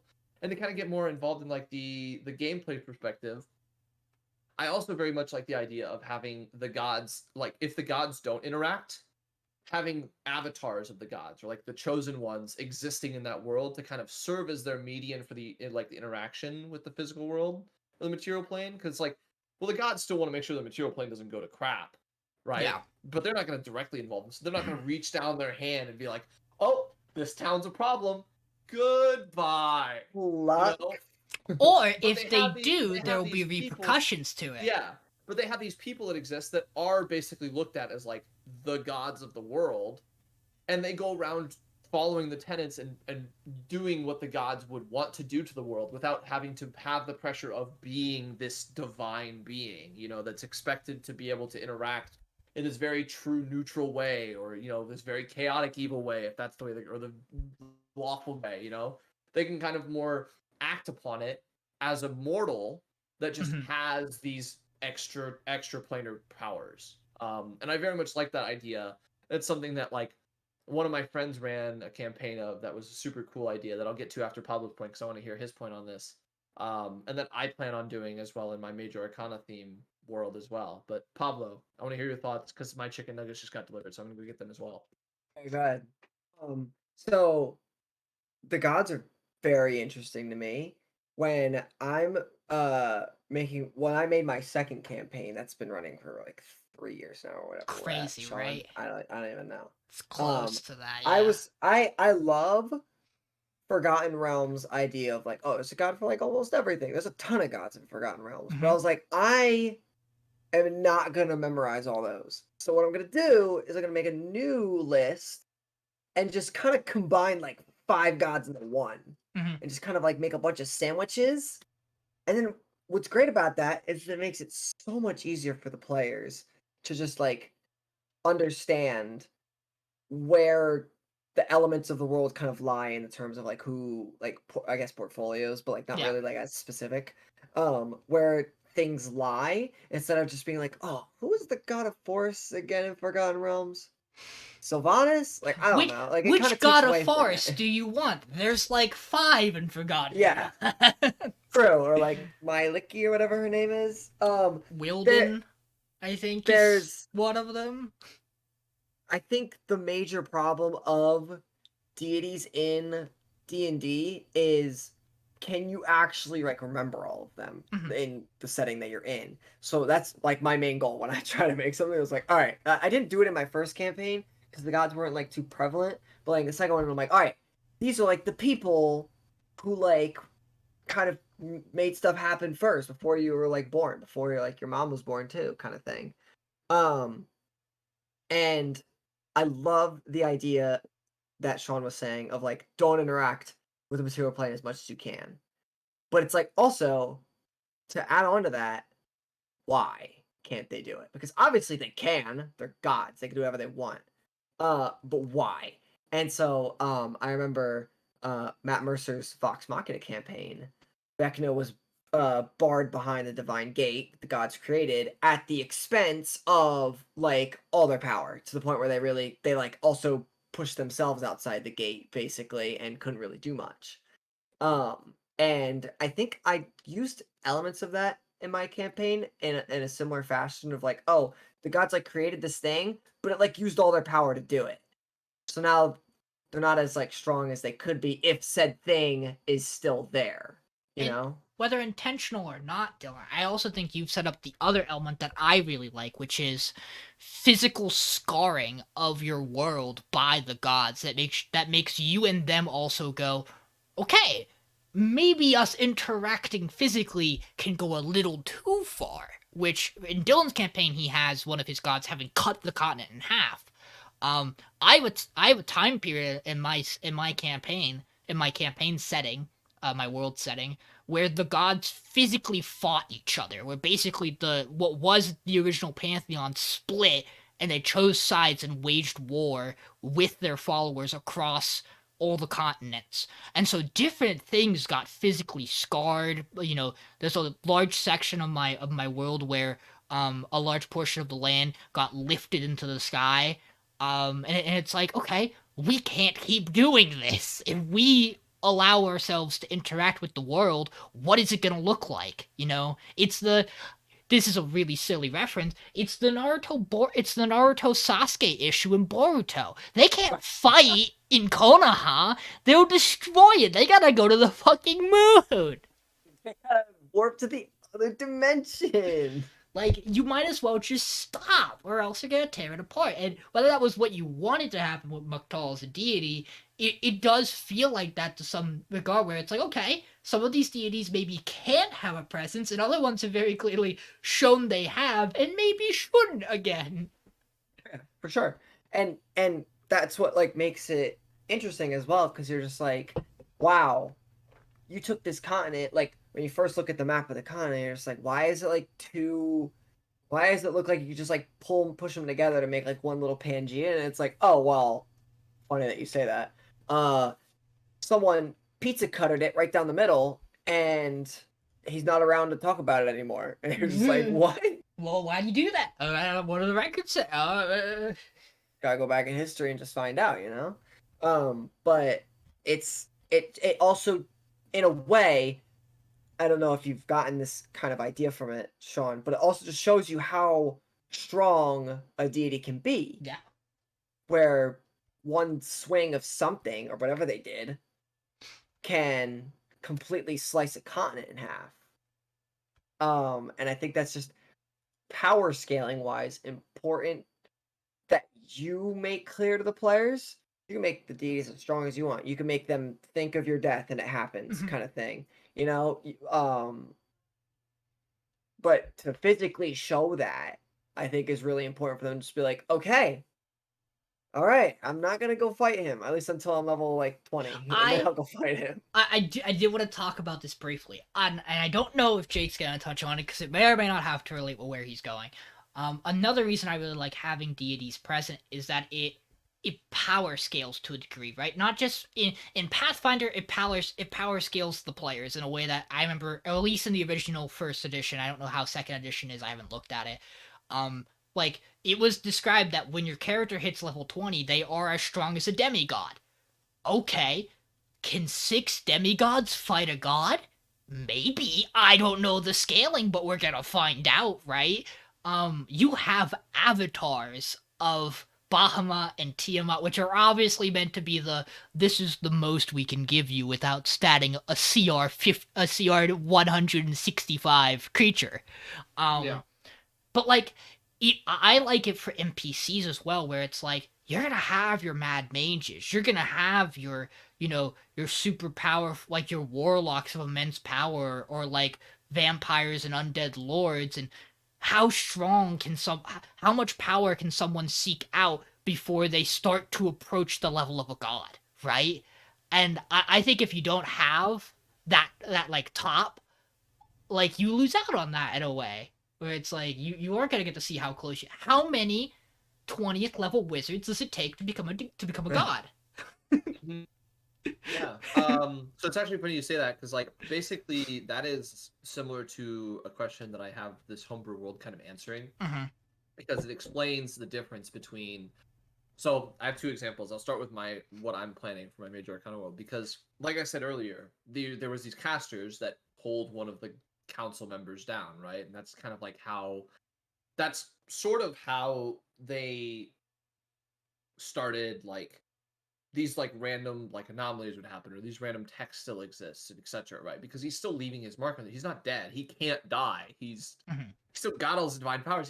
He's not up there anymore, so he can't access the mortal world other than physically. He can only physically interact with things. He can't be like, oh, I want to change, that mountain range over there. Well, now I gotta walk to it. I have to actually go there to the mountain range and start pushing it or doing whatever, right? He's like, oh, I'm not gonna do that. Never mind. But the thing is those casters basically became a myth because they touch divine power. So they became like the demigods of the world, right? And so basically what happened is that's the basis for my world's like magic casters. If you're a sorcerer, you are a sorcerer, and you're able to become a sorcerer because of this guy who was part of the original casters, that's how he did his magic. He innately used his body as a source of magic and to fuel his spells. There's another one that's a warlock, right? Who literally, like, did whatever things that the council favored him. Maybe it was the guy that they pulled down because he clearly had a lot of interaction with the mortal realm. That's how they pulled him. He did whatever, and that's why you're now able to become a warlock or a paladin or a cleric, right? So that kind of like explains our magic system to people. But I think it's these people, they didn't necessarily like agree with each other, right? They came together for one goal. They achieved that goal. Okay, well, that doesn't mean they're like best friends. So immediately they split up again, right? And they all went to different sections, and some of them got along, like the wizard and the artificer. Very similar ideas in terms of like casters, right? They pursue knowledge for, just general curiosity. They want to know as much as they can for whatever reason they have. So they banded together and they founded a nation for people like-minded, right? And the similar thing with the cleric and the paladin. They are big proponents of religion. I think this should be important in people's lives, and they want to, show people what divine power can do, how it can help them. And so they've started a nation centered around that goal, right? And the wizard and artificer nation may not agree with them. They're like, "Oh, religion is stupid. Why would you pray to the gods anymore? We can become gods. We've proven it. We've shown it. If with enough knowledge, you can do it." Maybe they have conflicts over stuff, stuff like this. But the world is very divided, but it exists all together, and kind of like interwoven between it all is the druid and the ranger, because they never initially cared about the divine beings in the first place. They cared about the world itself, and that's their holy realm, etc. But I think this is just me trying to mock what my friend did with his world, where he basically had a similar setup where he had these trios that were essentially your demigods, your gods. There was nothing above them. They were the gods, but they also existed physically in the world. We think nobody's reported them. Everyone knows their names though, and his world design was so good that we played the campaign up to a certain point and it just died. And ever since then, he's like, "Hey, you guys, like recently he brought up, because of the D&D OGL and everything, he was like, "Hey, I want to run a Pathfinder 2 campaign. Would you guys be interested in learning Pathfinder 2?" And I'm like, "Yeah, sure, I'm down." And then we all collectively were like, "Can you do it with that campaign setting? Because we want to play that campaign again. Like, we want to do that. We want to finish it." And he's like, we're like, "We don't even care. We can scrap all the previous knowledge, start whole new party, everything, start from blank. We'll do it. We just want to play that campaign setting again." But essentially, the whole world was the center of the world in some random place had a prison that was invisible to anyone. Like, you physically would walk through it or whatever, unless you had this special access or you got teleported there. All the anomalies in the world that ever existed, that ever popped up, because they'd pop up all the time, were sent there. They were all in that prison, held locked in there, because that was the one thing that these demigods or gods agreed upon, is they said, no anomalies. Anomalies are not going to fly here. We can't let them exist. Other than that, they don't work together at all. They hate each other. And the thing is their names are so cryptic that you're like, I don't even know if they could be 10 people. They could be a person. Could be like some other creature. But like, for example, my favorites was, there was this region in the south that was like basically like your undead swamp where all your undead, and your necromancers lived and all this stuff, because it was just basically free reign. You're free to practice whatever magic you want. They don't care. And the names of the three beings that were treated as like the gods for that were the eyes, the mouth, or the eyes, the maw, and shoot, what was the third one? The eyes, the mouth, the maw, and the hands. That were their official titles. That was, everyone knew them. Nobody knew what they looked like. Nobody knew anything about them other than their name. And they were like, people would come up to us and they would interact with the party and be like, "Oh yeah, we follow the maw." And I'm like, what does that mean? Like, what is the maw about? Like, that the name doesn't tell me anything. And they're like, "Oh, we like some of them might be like, "Oh, we consume." And I'm like, "Well, consume what?" And they're like, Consume anything. Like, we consume, we might consume I get things, we might consume knowledge, it's just about consuming. And I think that idea was so cool because it was what led me to the idea of being like, "Oh, this is how I could make gods physically interact with the world." It's the fact that they don't actually interact with the people. They specifically target anomalies and they say, "Get out of here." And that's all they do to the world. but they exist physically in the world. Like you could theoretically find them somewhere. They're somewhere. Nobody knows where, but they're somewhere. But then you They just also don't do anything. But then you also get interesting questions, which is how long does it take for certain things? Can things become anomalies? Can a person Yeah. become an anomaly? Like, would a person get yeeted into your central invisible prison system? Maybe. Like And it's that's the part that we were literally about to do, which is why we want to pick up the campaign again, because we were in the anomaly jail. That's where we were. Okay. We were that's why the in there. campaign So ended. You guys aren't allowed to see in there. Yeah. we could No interact with the access. anomaly. No So we were just like access. we would literally like go up Men to a in prison Black. cell Yeah. and find this random like one time I think there was this centaur that was fused with like 7 other different creatures right on the top. Like it was pretty much because he was a big fan of animorphs. So he made this anomaly that was basically an animorph. But just gone wrong. And we were talking to it, and it was the only thing in that prison that didn't want to immediately kill us, obviously. But we were talking to it, and it was just like, oh yeah, no, I physically interacted with like the maw, Mhm. like I've physically seen what it can do, and this is why it did what it did. And we're like, holy shit! We're like, wait, that's like we can do that. Like not right now, but like we could go out in the world and accomplish what it did. We're like, is that how he became like the Maw or he or she or that whatever? And it was like, that's what I think. And so we were like, holy shit. Well, now we got to get out of here. How do we do that? But that was where it like died off. But I'm like, that's such a cool way to discover it where like the gods themselves don't show you the way, but the things that the gods are trying to hide are like the ones that are trying to undo them, Yeah. right? That's cool. I like that. I don't know, but when you describe that, I get vibes from Halo and like the Grave Mine and the Flood, and it's just Mhm. like no one likes the Flood, and it's like, but be scared of the Grave Mine. Like, who the fuck's that? And then you finally meet him in Halo, what is it? 3? Or I don't remember what. Yeah, Halo 3, I think you finally meet the Grave Mine. You're just like, yeah, I wish I never met this guy, by the way. I don't know why I wanted to meet this We guy so thought the bad. flood was bad. So something that I think is really interesting, and this is why I also always like gods having titles as well. And this kind of ties back into the the way fifth edition is, and even Pathfinder is like we've almost standardized god portfolio charts to be like, yeah, you could insert anything into a general format and it will look like and it will look like a deity for your world. Um, what that what I've started to realize is I don't have to restrict my player if they say I want to use a deity from Forgotten Realms. My brain says, okay, what's the closest parallel to the pantheon I'm running? Because then I can say, it's a dialect thing. It's a where you're from. It's a sect that this deity's just called this, and then you could still play it. The Yeah. character can still be a cleric to Saloon, a paladin to Horus, right? Like you can do all this stuff where it's like, yeah, I worship people from Norse mythology. Well, who's my equivalent to Odin in my setting? Like it's like you can do that without forcing it out from them, right? Like you can let them play those types of religions still and make it incorporate into your world and into your setting. Because the idea is like, okay, you're paladin of Thor. Okay, what are the things Thor stands for? What deities align with that in my setting? What would you also still be against or for in my setting? Like it doesn't change. It's just a name. It might change certain lingo and appearances and things, but nothing wrong with that. Gods can.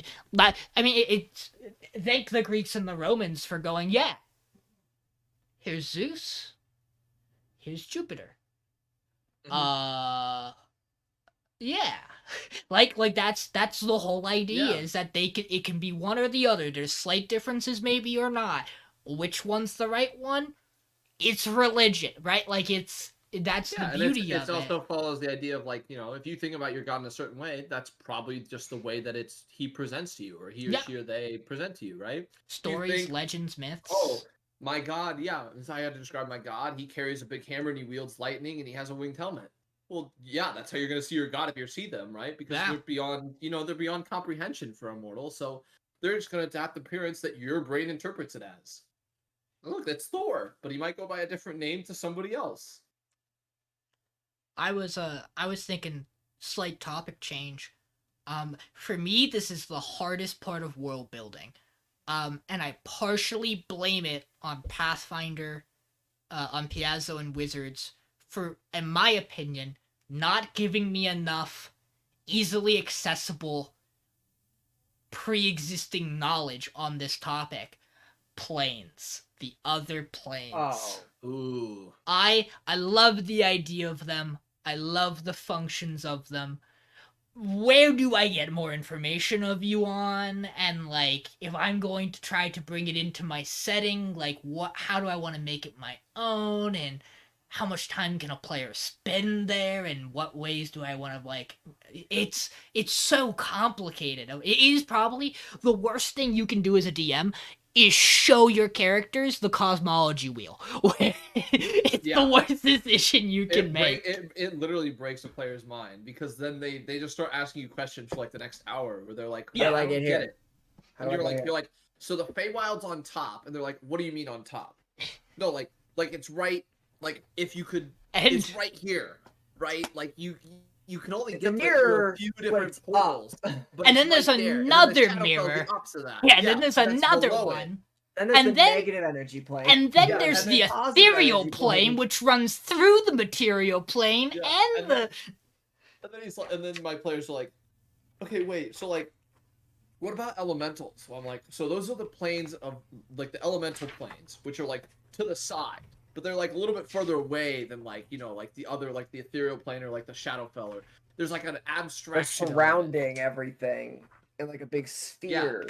And like there's planes in between them that are a combination of the elements, right? So like if you like between the water and the fire one, there's the steam plane, and then between the water and the earth one, there's the mud plane. Comes like the Naruto jutsu symbol, like Yeah. that they showed. And I like the fact that so far, like at least in all the campaigns that I've DM'd, I haven't had to get too involved in the cosmology wheel. Like they haven't gone to like anything like too crazy. There's the freaking thing. There's the yeah. positive, negative, planes, outer. negative planes.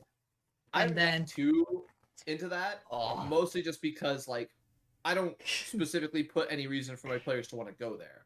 Look at that, baby. And most of the time, my players have been smart enough that they're like, "Oh, well, we'll just go there because we hate Jake and we want to make him explain this thing." Yeah. And Yeah. luckily, I haven't had to deal with that too much, right? And I- so most of the time, I've just been able to drop it. Now it is funny because recently I've had to kind of like be a lot more thorough in my explanation of how the astral sea works than I ever have in a previous campaign. And so that's been interesting, and I think that like it's good that it's me, because I really like the Gith. They're my favorite race in all of Dungeons and Dragons. And so the Astral Sea is like something I have to know if I like that race, because that's like what they do. That's like where their origin is from. It's where their greatest nemesis exists and all this. But like for example, like if I had a player that like, like just randomly like next session, right? They for some reason bring up like Mechanus. I have to literally hard stop them right there and go research on Mechanus just to make sure I don't mess anything up, like in terms of like what's published, because I'm running off of like the idea of like, the plane chart as you find it online is like what is true for my campaign. Mm-hmm. Well, the getting planar like travel and stuff like that as like a central core of your campaign is like, if a DM does that, I applaud you. That's impressive. That's why I was really excited for Spelljammer stuff, and it just not quite what I wanted, but close. Maybe one day I'll get more. When I think of planes, when I'm making my world, for some reason, and you can call me stupid if you want, I think aliens. Because when something's from like a different plane, you think it from like a different world, right? They're from a different like place. And that idea, you don't think like, oh, I want to go be friends with them. You think like, why are they separated from me, kind of thing. Yeah. What is different between my world and yours, and why are we maybe traversing that boundary, right? So I like using the planes as this idea of like, oh, that's where most of the threats come from. Like the things that we don't get like too along with because they live we don't live in the same world, and we won't, kind of thing. so like in my current campaign that I'm running, the a lot of the ideas of like the big bad is that he is locked away somewhere on the outer planes or somewhere in the different plane system, and he's trying to come back. And that's just like, okay, why is he trying to come back? What has he been up to in the outer planes? How is he still alive? And what has he done to like everything else that's out there? And so, like you're saying in my current campaign, how you like the Gith, Jake, is the Gith are on the material plane, but they're not supposed to be there. Yeah. They're supposed Why to are be they on there? their homeworld, and it's like, well, why are they here? Why don't they go back? What's going on? And it's just like that threat of like of something that is not seen with the naked eye, but also is not on this world, but also is still coexisting in your same timeline.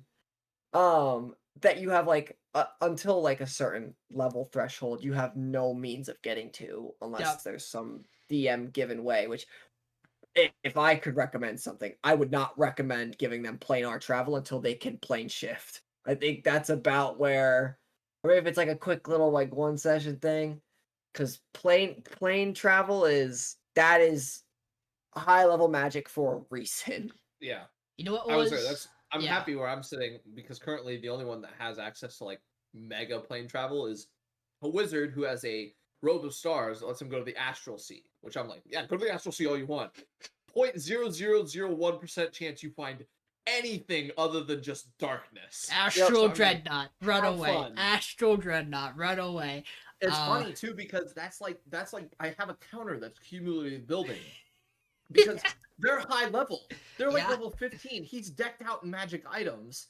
Every time he boop, pops into existence on the astral sea, things of relatively high big size are gonna at least take notice of a blip if it's nearby. So I'm like, if you were level 5 and porting on, nothing would care. Yeah. Absolutely nothing. You're level 15 as a wizard popping on. Yeah, some astral dreadnought that's maybe like, a few hundred miles away is going to be like, huh, what was that? I'm going to go check that out. And every time he pops in and pops out, I do a roll. And every time he goes, it's cumulatively getting a higher and higher chance. And one time he popped in, and as he finished his rest, so he cast Liamon's tiny hut when he does his rest in the astral plane. As he finished his rest, his hut disappeared to the anti-magic code. And he said, oh, I'm out of here. And so he ran out of the way, Misty Step teleported, and then blinked back with his robe. But I was like, it got scary. And then he didn't do it for a little while because he was like, maybe Now not you've again. learned. There was a world where my current campaign could have been. I mean, again, Daughter of Asmodeus could have been a 9 Hells campaign. And when that character was given to me, there was a moment where I was like, what do I know about the 9 Hells? What can I research about the 9 Hells? Oh my god, there's 9 layers to it. What do I even do with that? What are the most important ones? 2, 7, 9, maybe 5? 2 and 7 for sure. Yeah, I can't even go back. 2 is where Tiamat is, right? No, 2 is... Well, no, I think 2 is Dis. If it's not Dis, that's the one I met. I could... Hey, wait. That's what I mean. Like, I don't even have my... Right? No, but 9, obviously, Asmodeus, right? You don't go there. Yeah. 1... He's the big 1... bad. No, I thought Tiamat was in print. I'm pulling it up, too. 2. Don't worry. Oh, wait. Hold on. There we go. DM time, baby. This is what when our players ask three us is a question. 3 is Okay. Dis? Okay. Yeah, Isn't 2 Tiamat- is Avernus.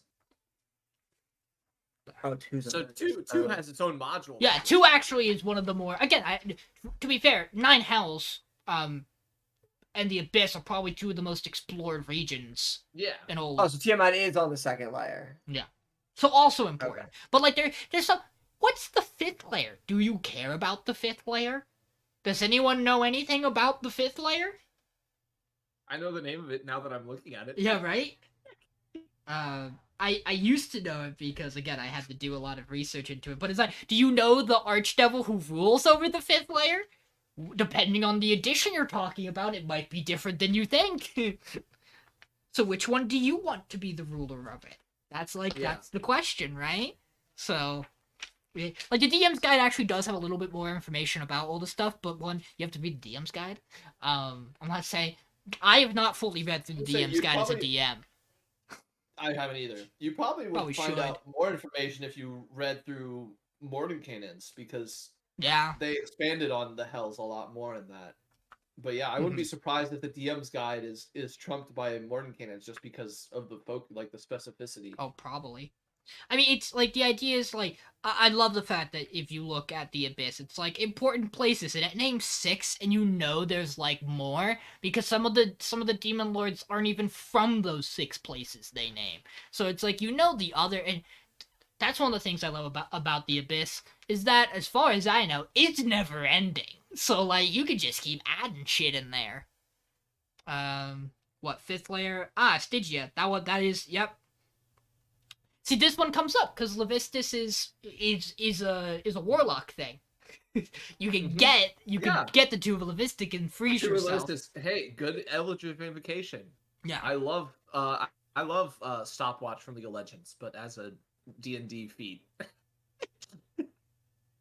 Bro. They leave some of these open too. They're like, who knows who rules this one truly? It's like, stop. Give me an answer. I want to know which Tell me. It's like, who knows who rules it? Well, my players are there, Wizards of the Coast. I need to know. Tell me. I really like no, second layer is this. You're right.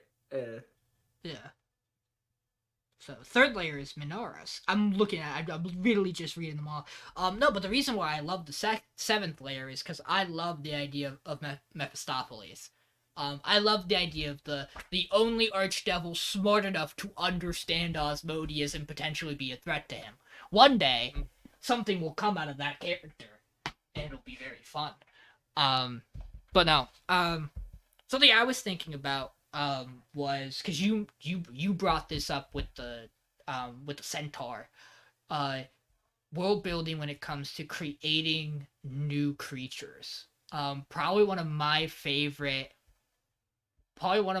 creations I've gotten to do was a fight that one of Dylan's parties did, where they stumbled upon this little alcove, and inside of it was a huge treasure hoard, and the thing guarding it was this creature that they were warned about being like this masked beast, and the idea was that or I think the term I used was face stealer, and the idea was that different adventurers throughout time, this creature or being would just go around and like take a little bit of its essence of, and would be able to like basically swap masks to like take on the form of like a hero of old and have some of their capabilities or combat prowess. And it was a way for me to go, oh, here are some old characters from the past campaign you did, fight these NPCs. But like that, I was like, oh, I really liked the idea of this. That was where things started to get really bad for you guys. That was where one of the party members stabbed them in the back and ascended to godhood. Because he had the hand and eye of Vecna. He got both. Somehow had that. I don't remember how he got that. He got the hand in like session 5.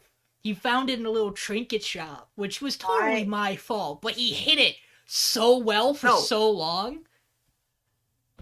That was your fault because you gave him the hand and eye of Vector so easily, so to the point where session 5, and he didn't get the eye till like session 30. We had no idea what that was. Like, no one questioned it. No one knew about it. Because it's just like, oh, has he got a fucking hand? And it's like, yeah. Oh my god, why is he chopping his hand off to put that on there? Like, not all of you were around him when he did that, too. Yeah. It's just like, why is this dude collecting an eye and a hand? Like, that doesn't look good. That was the prerequisite to the other member also stabbing them in the back, which that one was a lot more...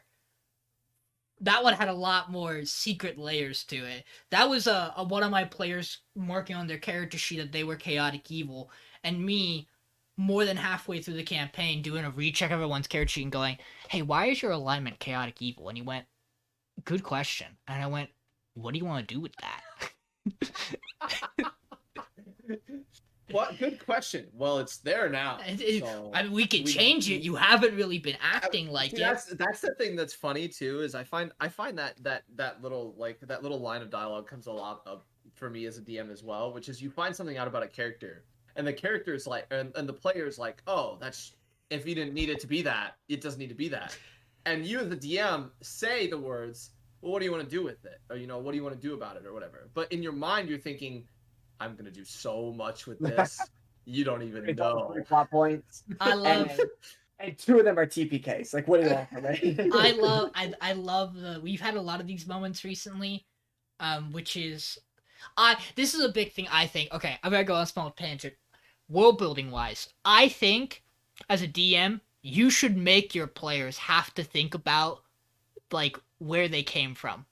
Right? Like you shouldn't let them get away with being like, I am a rogue who steal things from this city.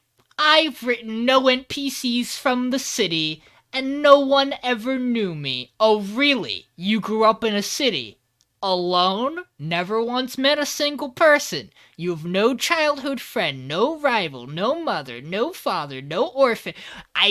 Something will come from this. Like I think about it, I'm like that's one of the reasons I like my current character in Dylan's campaign is because she has a very set amount of people she directly knew, but it was also limited in that she wouldn't just know the random townsfolk from her city, right? She didn't have a childhood friend. She didn't have that luxury. That's part of the character. And then we go to characters in the party who are like, yeah, I'm a pretty big shot priest from one of the second largest towns on the continent. Who knows you? Do you have a childhood best friend? What's your mom's Yeah. name? Critical Role quote, what's your um, mom's name? I very much agree with this point too. I've handled it in a little bit of a different way. So like as you know, like with this Mad Mage campaign, it's a dungeon crawl. Yeah. It's also I geared it for people in the Discord who hadn't played D&D before because I was like, oh, this is a very easy way to get somebody into it. It's a very classic video game style campaign. You go down, you fight monsters, you get loot, Yep. you come back up, you cash in, you go down, you fight monsters again, you repeat the cycle.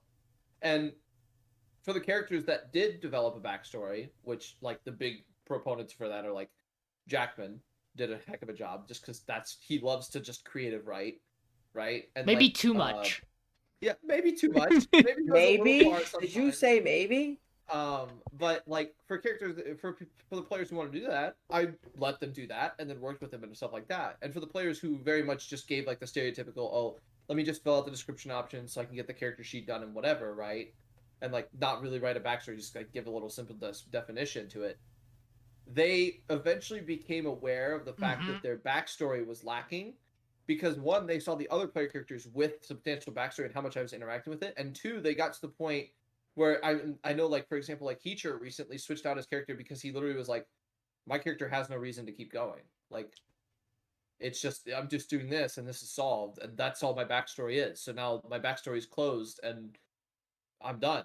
And he's Right. like, and I think that that's like a big thing that he worked on towards when he's now DMing, right? And like just for his NPCs, where like he's like, I have the firearm characters and they come with like their preset lore from the game, but he's fleshing it out so much more than that because he's experienced what it's been like to be a player character without a backstory. Mm-hmm. And even in a dungeon crawl, where your whole point is just killing monsters, getting loot, and figuring out why the dungeon's going haywire, you still want a backstory. Your character still wants that purpose there. And I think that that's like I've handled it in a bit of a different way because like if it was a different style and it wasn't for newer players, I would very much if somebody walked up to me and was like, "Hey, here's my character sheet and here's my character," and they kind of like describe their character in like a couple sentences, I'd be like, "You could do better than that." Like, Give come me a on, little think about more. it. Like this is a person, like Come on, what do you want? bitch. What do you want them to achieve? What are their goals? What are their hopes? Like what's maybe some of their flaws? What have been some troubled times, whatever. And I I've have also like seen a the flip side. yeah. I've seen the flip side of that where it's gone too far. So one of my friends who was like for this Viking campaigns that I'm about to plan, he was like, "Hey, I found this really cool questionnaire for like your characters that I want you to fill. I want you to try filling out, and we'll just see how it goes. Because he's never done it before either." He sends me this text file, and I open this text file and I start scrolling and I'm scrolling and I'm scrolling and I'm like, Nick, This has 130 questions on it. And then I'm like, okay, I have two options. I can either A, not fill it out because this is ridiculous and nobody should be expected to fill this out as a player. It's 130 questions. I'm like, or B, as a DM and being somebody who's gonna punish him for this so he never does it again. I filled the whole thing out and I'm like, Nick, I want every single one of these details to be incorporated in some way. If I find a single question that I filled out that isn't incorporated, I'm coming for you. I mean, I do have a character creation doc that I send people, but mine doesn't extend past like 3 pages max. Yeah. Like it is very like because there are some questions I think, and we might do a whole episode on this, that I think when you're creating character and world that are important. What are your short-term goals and your long-term goals? Do you have them? A big question I always like to ask: Why are you traveling with people?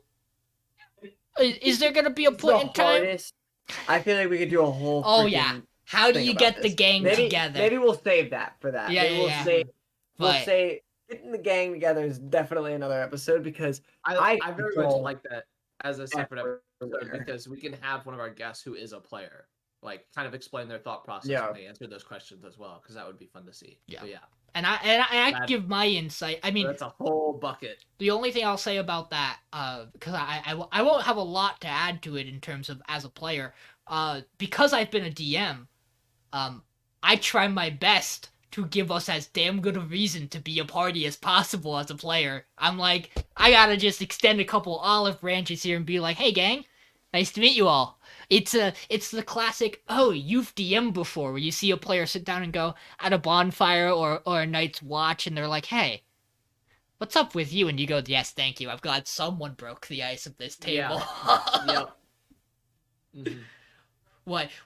Hey guys, let's have a picnic. Favorite moment Yeah. of Dylan's campaign when we picnic and just everybody backstory spilled. Yeah. Oh my god. Oh It my was God. so funny. I wasn't even expecting it too. I was just like, oh yeah, we're just like going a little bit of intrigue in the town. They're like, yeah, we just really want to have a picnic. I'm like, What? okay, have a fucking picnic.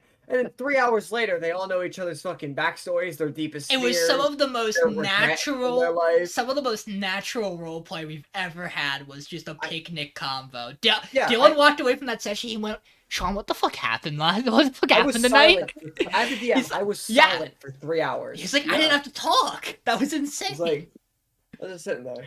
I was like, all right, That might this is be good. the one session, Dylan, where someone didn't have to look at you and go, Dylan, line. Yeah.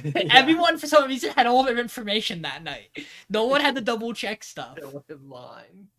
I can't tell you how often a player goes to me, hey, Sean, line, and I go, you should know the name of your patron. You should have this down by now, buddy.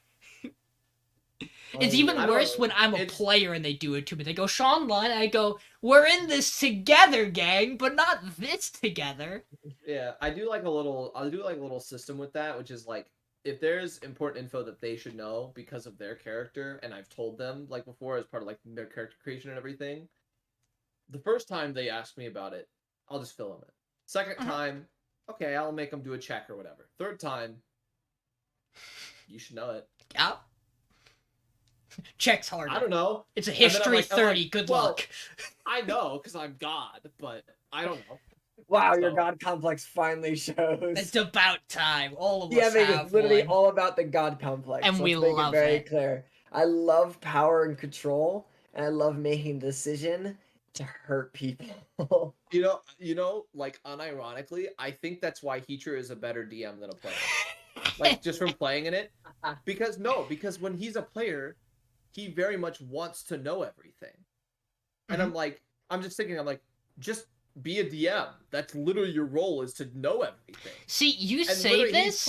he's talked about it, and he's been like, yeah, it just feels a lot more fun to play from the DM side. And I'm like, there we go. See, you say this, but I know some people who also want to know everything and aren't great DMs when they try it. But I will say this: it doesn't make a great DM. That's true. It Hey- is something that is a rewarding experience for a player if they want to know everything and they choose to be a DM. But it very much does not make a DM. To be fair, I also think those people I'm referring to, if they if they sat down and really wanted to DM and really like did more work, would be good DMs. I think everyone Yeah. can be a good DM, right? Like I think like that's why there's so many different tools to create worlds in so many different ways. And some of them free, some of them not. Some of them should be free. Yeah. More Definitely. more readily available, at least. Ah. God, I mean, if what I had given for so many years for a good free to use map maker, just can't find one. Hey, Incarnate, sponsor my podcast. I pay for your services. You rock. Like, let's go. That's the goal. End goal of this podcast is to be sponsored by Incarnate. That's a fair goal. You More guys, of a long-term goal, in my opinion. But long-term goal, have Matt Mercer on as a guest. oh, that's a really long-term goal. DM's night. I'd shit my pants. Respectfully. Respectfully. I Paul would would. be here. Paul would be here, and he'd be like, "You are the reason why this game is good. I worship you as God." My existence is surely And to Matt, meet you and one Matt's day. social anxiety and introvert will just full come out, and he won't know what to say in that moment. Yep. Do we? It's I okay, mean, not that I believe you're a god, but like if you could be one. I think this is a good way to get towards the end of these is to kind of go. Is there anything we want to ask each other about world building or individual style from each other that we're interested to know? Because we each know all three of us do things differently, and if there's anything We have any of us styles, want to for know, sure. yeah. So a quick question I want to ask you two actually is there any adjustment, like is there any specific adjustments you make when, say for example, right, you present the group with the world map, right, and they're choosing where they're traveling next or whatever, right, and you have like general plot points that you have at each location, right, to cover your own butt, just so there's nothing when they get there. But I'm curious, when they very much avoid your, like, what you wanted the major plot point to be, or the next thing for them to discover in like the main storyline, what are some specific adjustments you make to then have that applied to whatever they're currently trying to do? Because you can't just like put it on side track for like too long, so you very much like pull it over to wherever they're currently going. But I'm curious what you actually like, what adjustments you do to make it fit in. So here's a trick that not a lot of DMs think about, and it is something that can be difficult, but they absolutely can just ignore it, and it can just keep going in the background. Dylan and I love this. This is one of Dylan and I's favorite tricks. Yeah, you're over there. The war's going on over there. It ain't stopping. You want to go fight basilisks and dragons? Soldiers are gonna fight wars. People are gonna move. Characters are always on the move in the plot. Although one of my direct solutions is that if I want to put the intrigue there for them, if they're not going somewhere, one of the first thoughts I'll have is there a character who was going to be in the original location that I can move? That like they were there for convenience sake. They could be somewhere else for a different sake of convenience. They might run into that character. They might not. But now that I've moved that character into the new setting, how do they interact with the already existing ones there? What relations do they have? What are the chances for them to bump into it? For them to see like the poster on the wall that's like, "Hey, come to the fire festival." Tournament held in. That's another really good way to get players to go somewhere. Just throw a tournament on the path line to it. That's That's a surefire way to get it. You have to then. Oh, we gotta be the best. You have to then do a tournament, but like. it is about being the best. It really is. But like those are some ways I think about it for sure. So yeah, to add on to that, like, don't be afraid if they don't want to do something. Okay, you don't have to force them to do it. Like you can if you want. You can just like move it a little bit.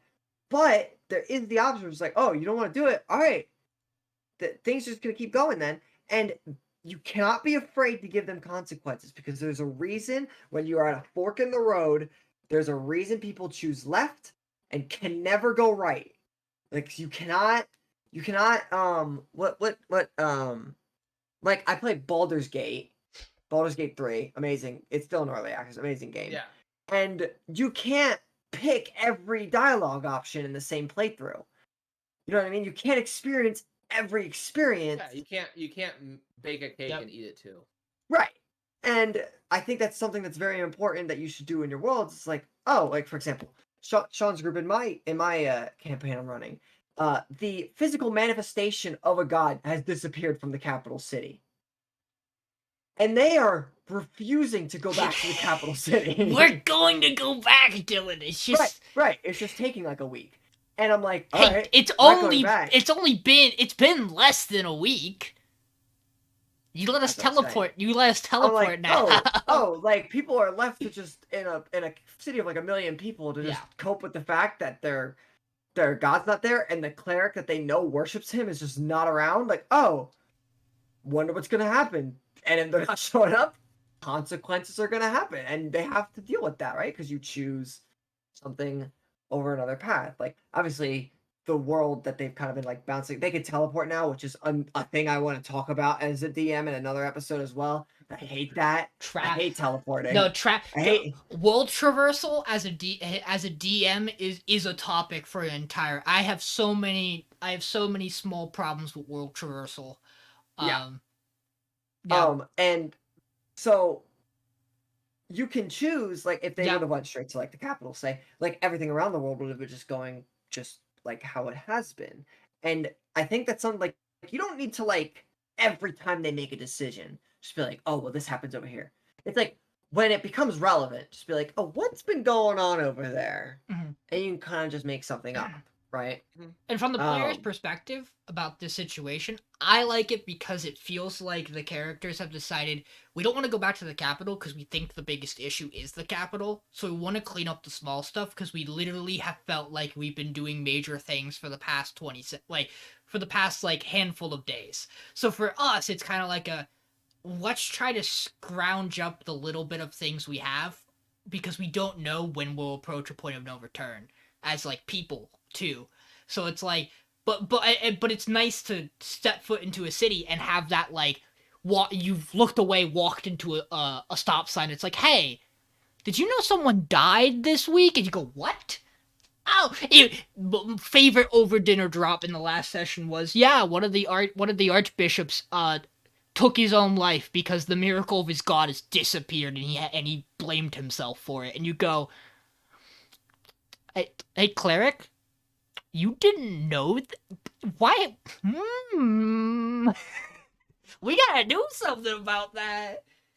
And now we have an even tighter timetable because we know we have to get back for that for the actual funeral stuff.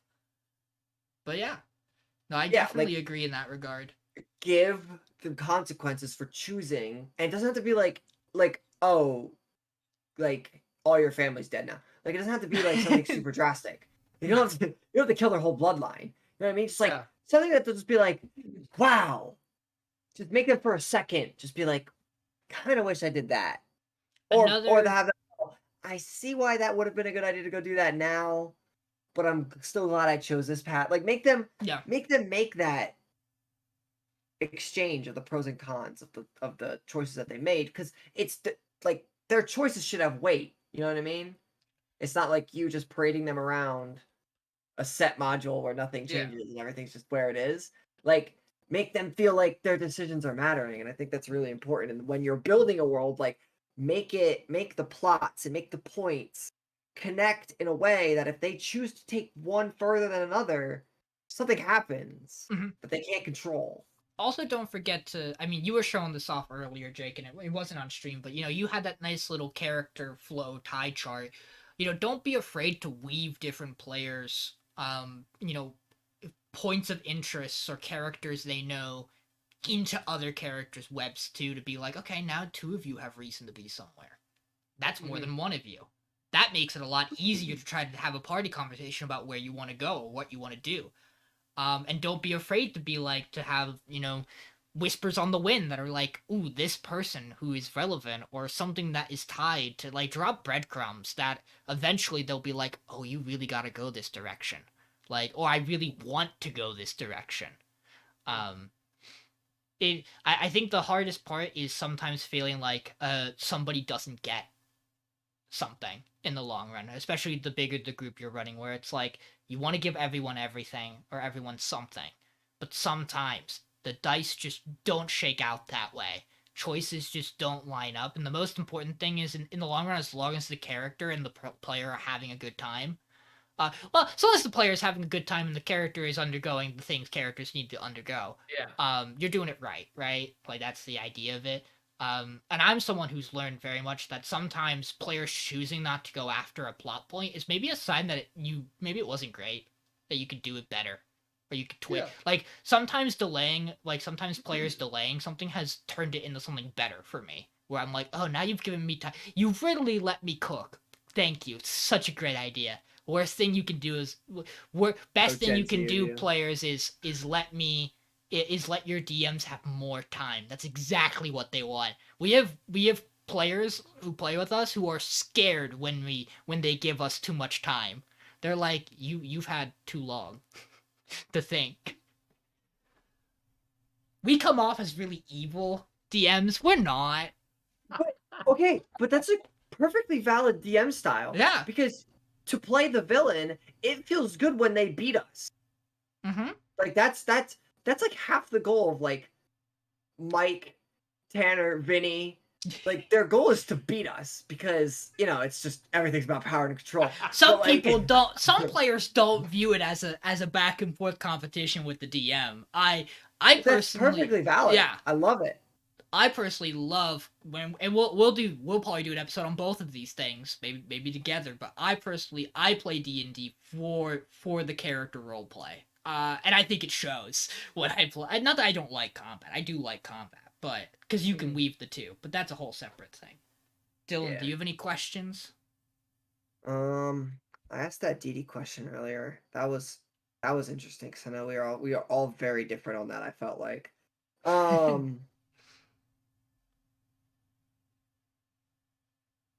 Let's think. I have a question. When I guess like I love my villains, right? Like when you're making your central plot point, like do you only have one villain? Or better yet, BBEGs, right? Mm-hmm. The final boss. Is it always one person or can it change in your campaigns? Like when you set up your world? Because when I make mine, no matter what, it's one guy or girl, whatever. And anything that kind of happens in the story, like they are me. If I like had a lot of power and I was evil, kind of thing. You know what I mean? And I was like, oh, So you, basically, yeah. is what you're saying. Well, yeah. I mean, the goal is to beat me, right? For them. But when you're making like a villain, like, do you make like multiple people that you're like, oh, one of these people is just gonna boom and be the big bad, or is it always just like one person? You want to answer first, Sean, or you want me to go? I can go for. I'm interested to hear your answer, so I'll let you go last because I'm interested to hear this from both a module perspective and also like the stuff you work on in your free time. It varies for me. I don't think it's particularly been one style. Sometimes there is like a very clear like path line of like, yeah, you're building your way up to something. If I have a collection of 7 villains, I probably have one that I plan to stand on top of the others by the end of it, right? Sometimes the story takes a natural course that as I'm watching it unfold, I go, okay, where I maybe thought the stopping point isn't anymore. Or like the way things shape out, it's like, no, this can't work this way right now. An example of like naturally finding the BBG, your first campaign with me, Evil Wilhelm was just the natural place to stop that campaign. There was no better climactic finale in that campaign.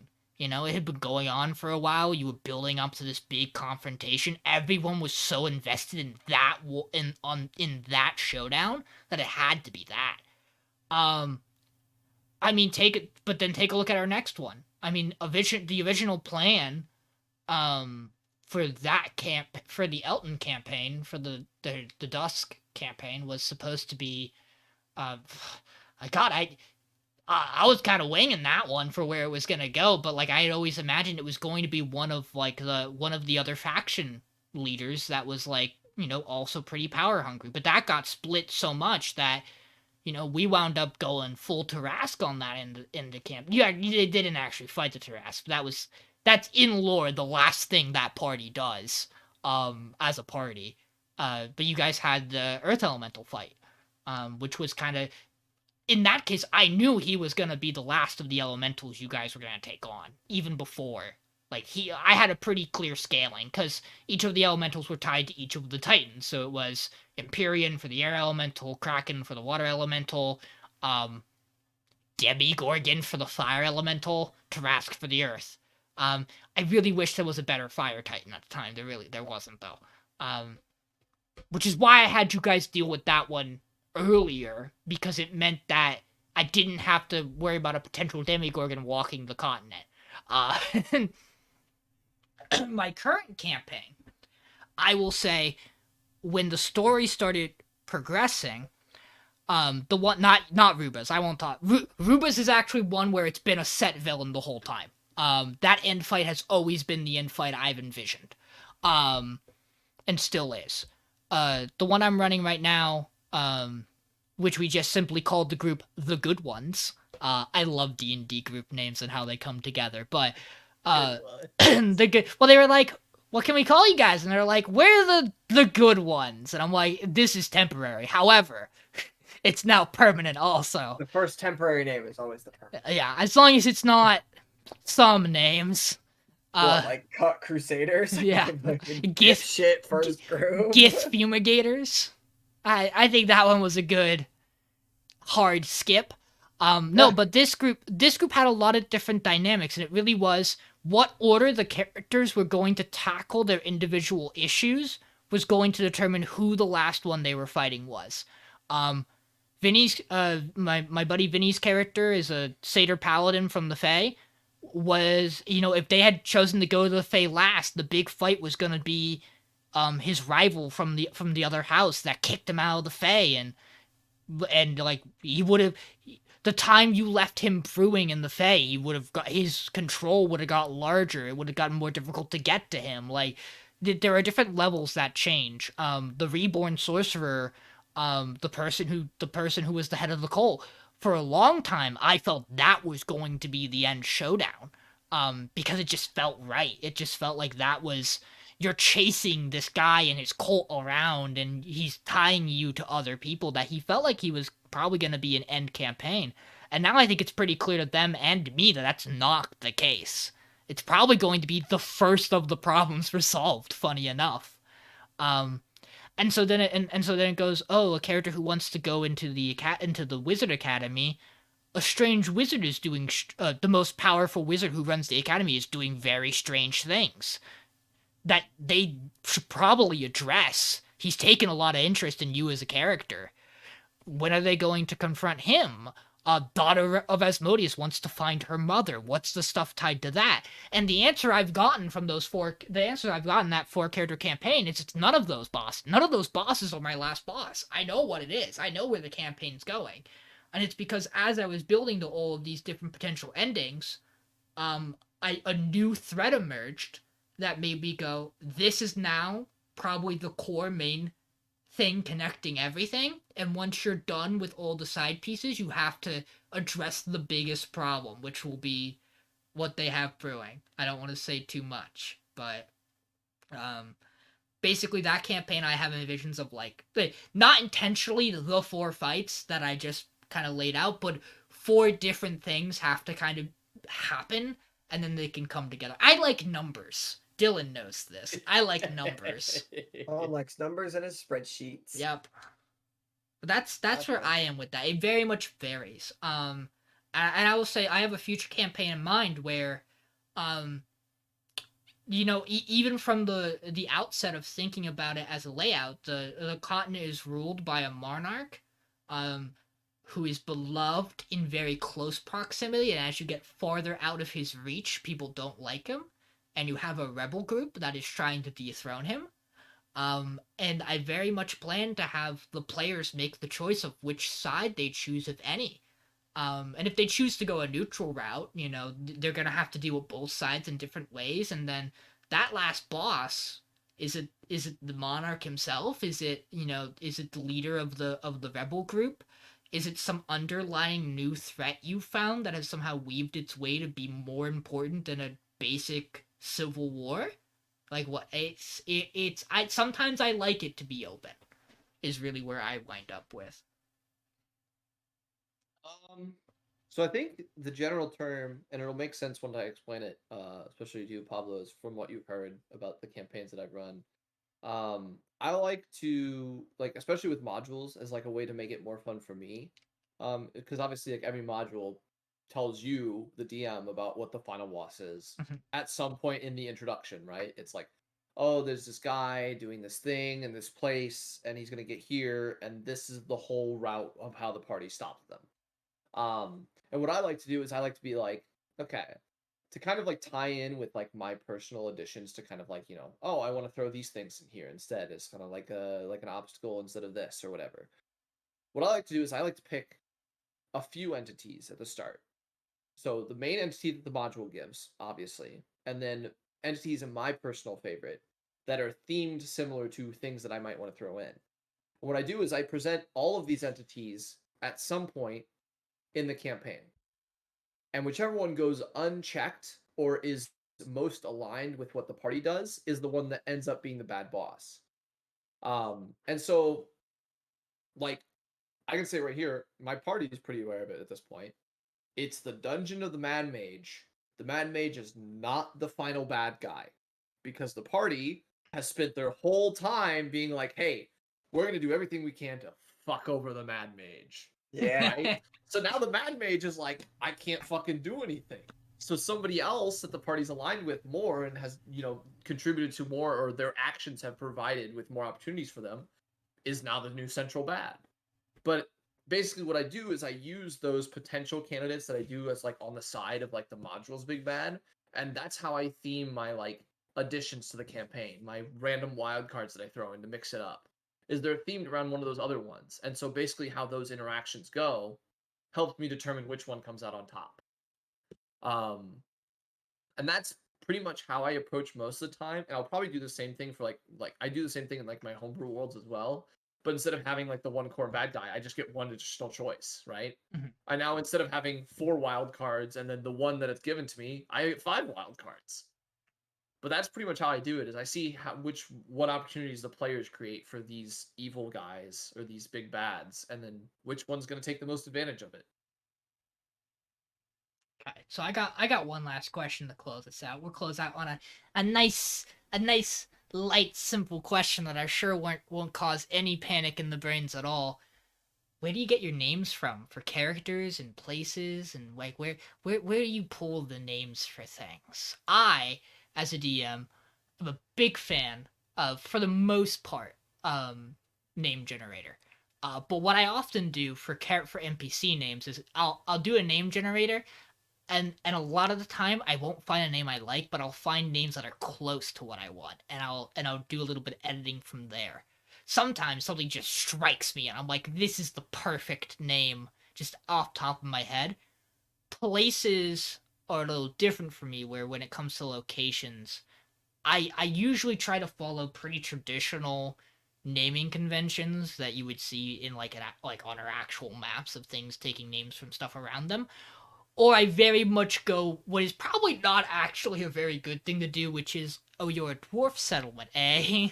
Dwarven name, he goes here. Um, but I think it's an interesting question of where your names come when you do your world building.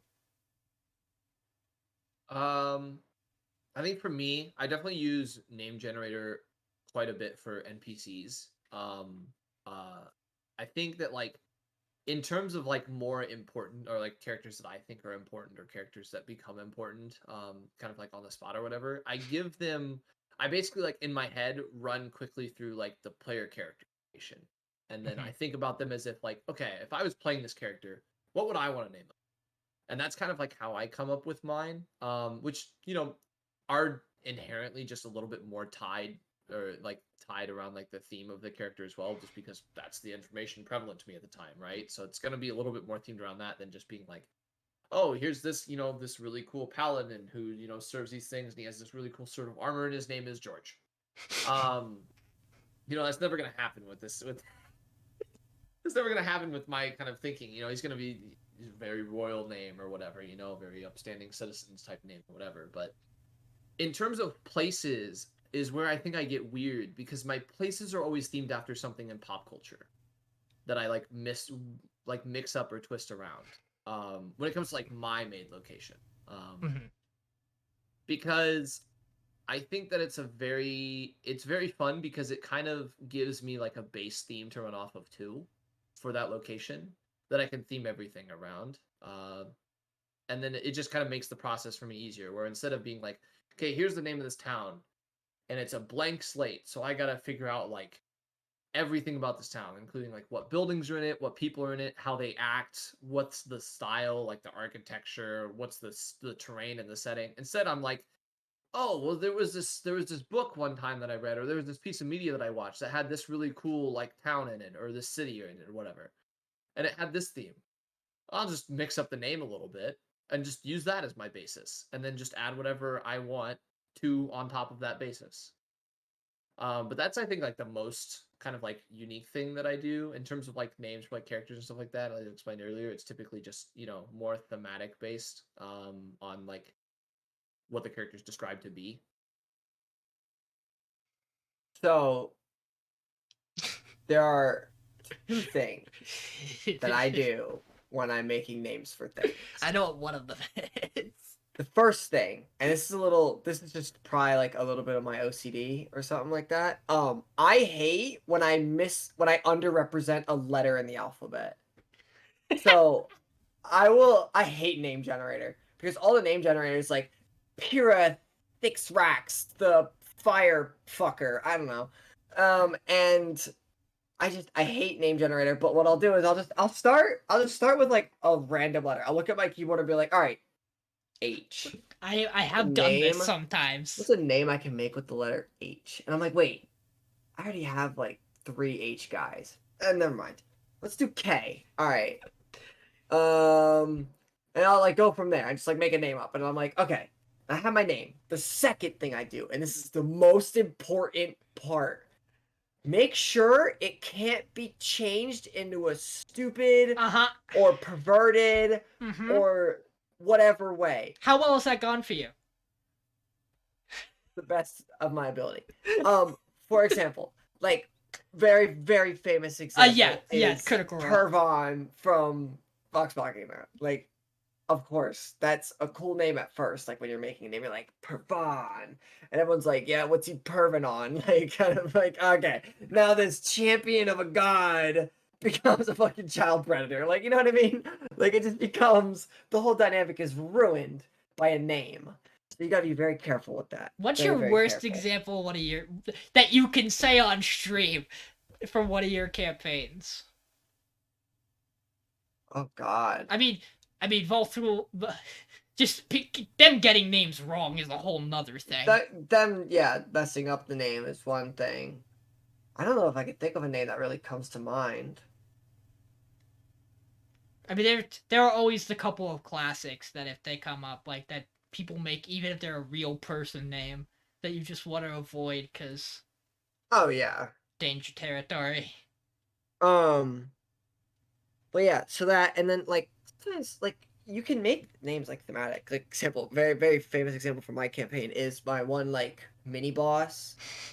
His name was Dagon, and he was just a dragon, and all I did was I just took the R out of dragon. And I was like, oh yeah, I'm so mad about it. And there's so many other layers that go into it where like it's abyssal and there is like there is like a real Dagon Lord of the Abyss character in like actual like D&D lore. Like is also I think maybe a Cthulhu thing. Probably. I took the R out of dragon. Yeah. And that was what it was. You do stuff like that because it just makes it easier and more fun for you. It's like, oh yeah, it's Dagon the Dragon. Like, I have easy. One of my fun ones is I have a character in the campaign I'm currently running whose name is Zagar. And the it's just the players had such a hard time remembering his name, and he was a central character of the setting they were at the time. And then one of my and then they were talking about it, and he was like, yeah, my one brother, they call him Z to shorten his name. And they're like, well, do they call you a nickname? And he didn't say anything. And so the player was like, oh, he has a nickname. He's got a nickname. And so now he goes by Ziggy for the entire party. That sometimes someone who's not the party will go to talk to him, and I'll be like, what was his name? What was his actual name again? And the Yeah. amount of times I've flipped up and be like, Zagreus. I go, no, it wasn't Zagreus. Whoops, sorry, Hades brain. Whoops, nope, not that one. Um, Yeah, I think like I've had probably the most fun in making like more like the rival party names is probably my most fun because they're basically player characters, right? mhm. But I get to be a little silly with them. So like for example, like Mex, as I mentioned earlier, his full name is Maximilian Megarex. Okay, now you hear that name, you already are like, okay, he's too strong for me. Like his name's Megarex. Like I'm not gonna mess with him. True. Like T-Rex, And like I'm out. yeah, and stuff like that. And like I don't know, I feel like I've been a little lucky because like there's definitely some names that can be meme. Like I have a guy named Eggavon. Egg is in his name. You can do a lot with egg. They haven't. They haven't done anything. And like I have another one that's a rabbit. That's a rune knight fighter whose name is Princess. They haven't done anything with it, but I enjoy it, and like it reminds me of like the character I played in your one shot, Pablo Owl Capone, the Mhm. Owlin rogue, Yeah, and I think there's. that's like the most fun I've had with it, and obviously like being module based, I typically don't have to make like too many new locations, so I don't get like too crazy with like names of locations or anything like that. Um, but like I don't know. I feel like to me, I hear Pablo's example, I hear Dylan's example of Dagon, and I'm like, as long as I never get that low, I feel like I'm winning. How is that low? How is that low? He got That is us with it. so. He really did get Yeah. us with it. They had no idea. They Dylan, didn't put it together. How Yeah. did your continent name get rewritten? How did we do it? How did we? It's because you guys can never get names right. I literally tell them a name. This they is write a it down, D&D they problem in forget general. it. I have this issue as a DM where I will say something, my players will be like, "How's that spelled?" Or they'll write it down. They won't ask me. They'll write it. Worst thing they can do is just write it down, and then they'll say something back to me, or they'll show me the spelling, and I go, "No." And also, sometimes that's because my spellings and then the way I say things are not right. Like, Yeah. I have a spelling, and in my brain, I'm reading it a way that is absolutely probably not right. But Like, for example, in our first campaign, Matt was talking to this deity from this cosmic like court, and his name was Amal, and Sean's character's name is Ormon, and he starts calling this deity Ormon, and it's like, no, that is literally Sean's character. I am not your god, though I could You're speaking be. to Amal. You Not know Oma. that this is in fact not Sean. Yeah.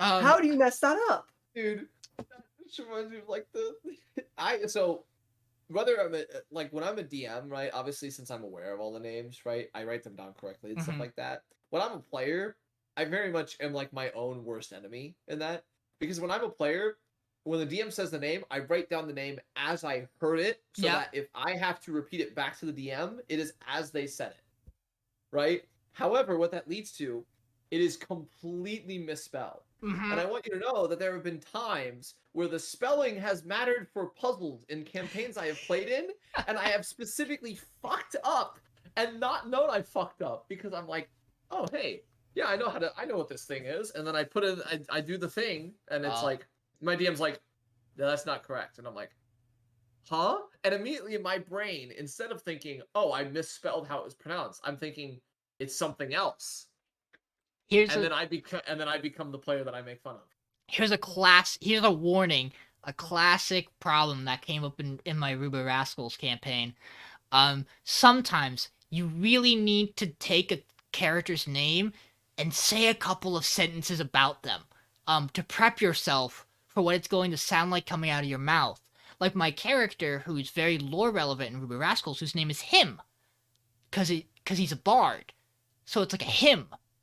Yeah. But then when you refer to him in any kind of conversation, you can immediately know where the problem's going to arise. And this can be a fun bit every once in a while, and you can be the one to engage in the bit and fuck with the players.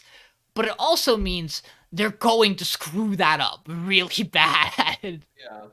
That reminds me of the Warforged naming convention Mm-hmm. for characters, which they are typically named after whatever purpose they were created for, right? Mm-hmm.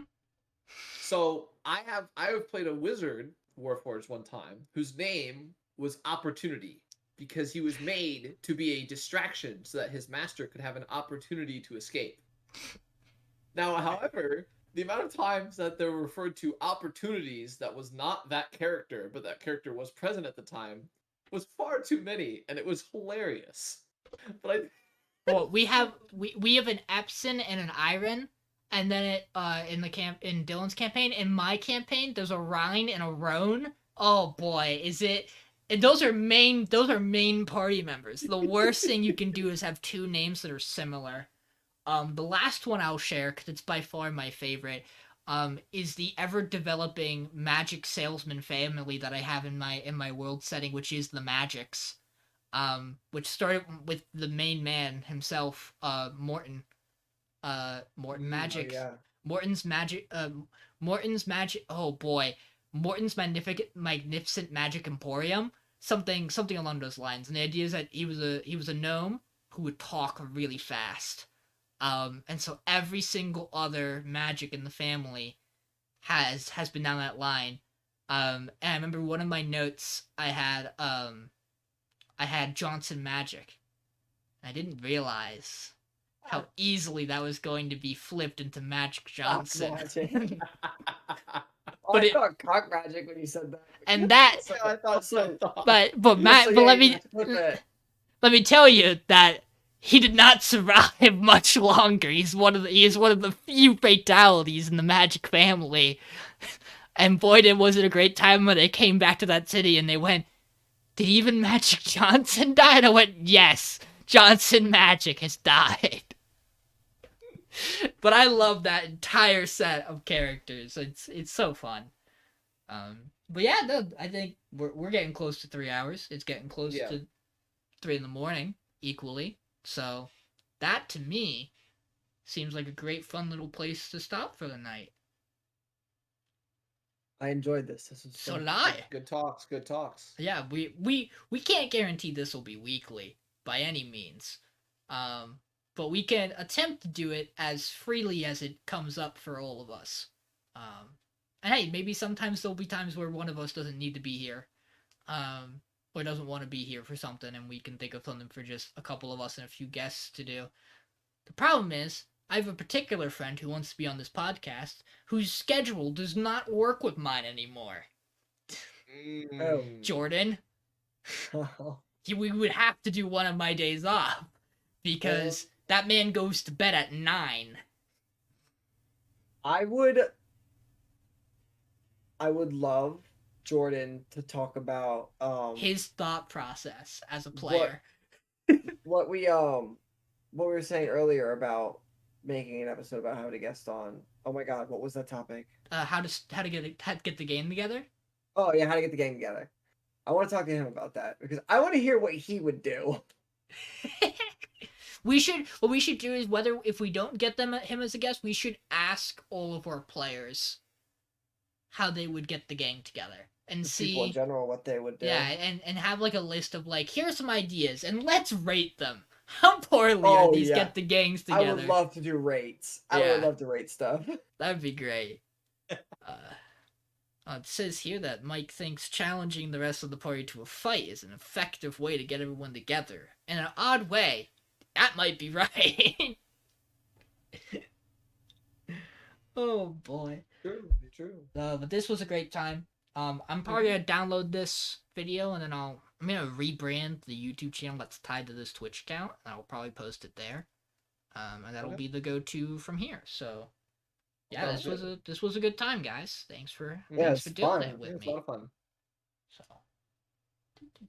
It is funny that I feel like all of us are in the same situation. We just talked about D&D for 3 hours and Yeah. like covered maybe like 5% of our total thoughts. sure. yeah. Oh yeah, for sure. There are definitely we're things. 5% of the way. It's just Yeah. 19 more episodes and we're good. Yeah, there you go. Perfect.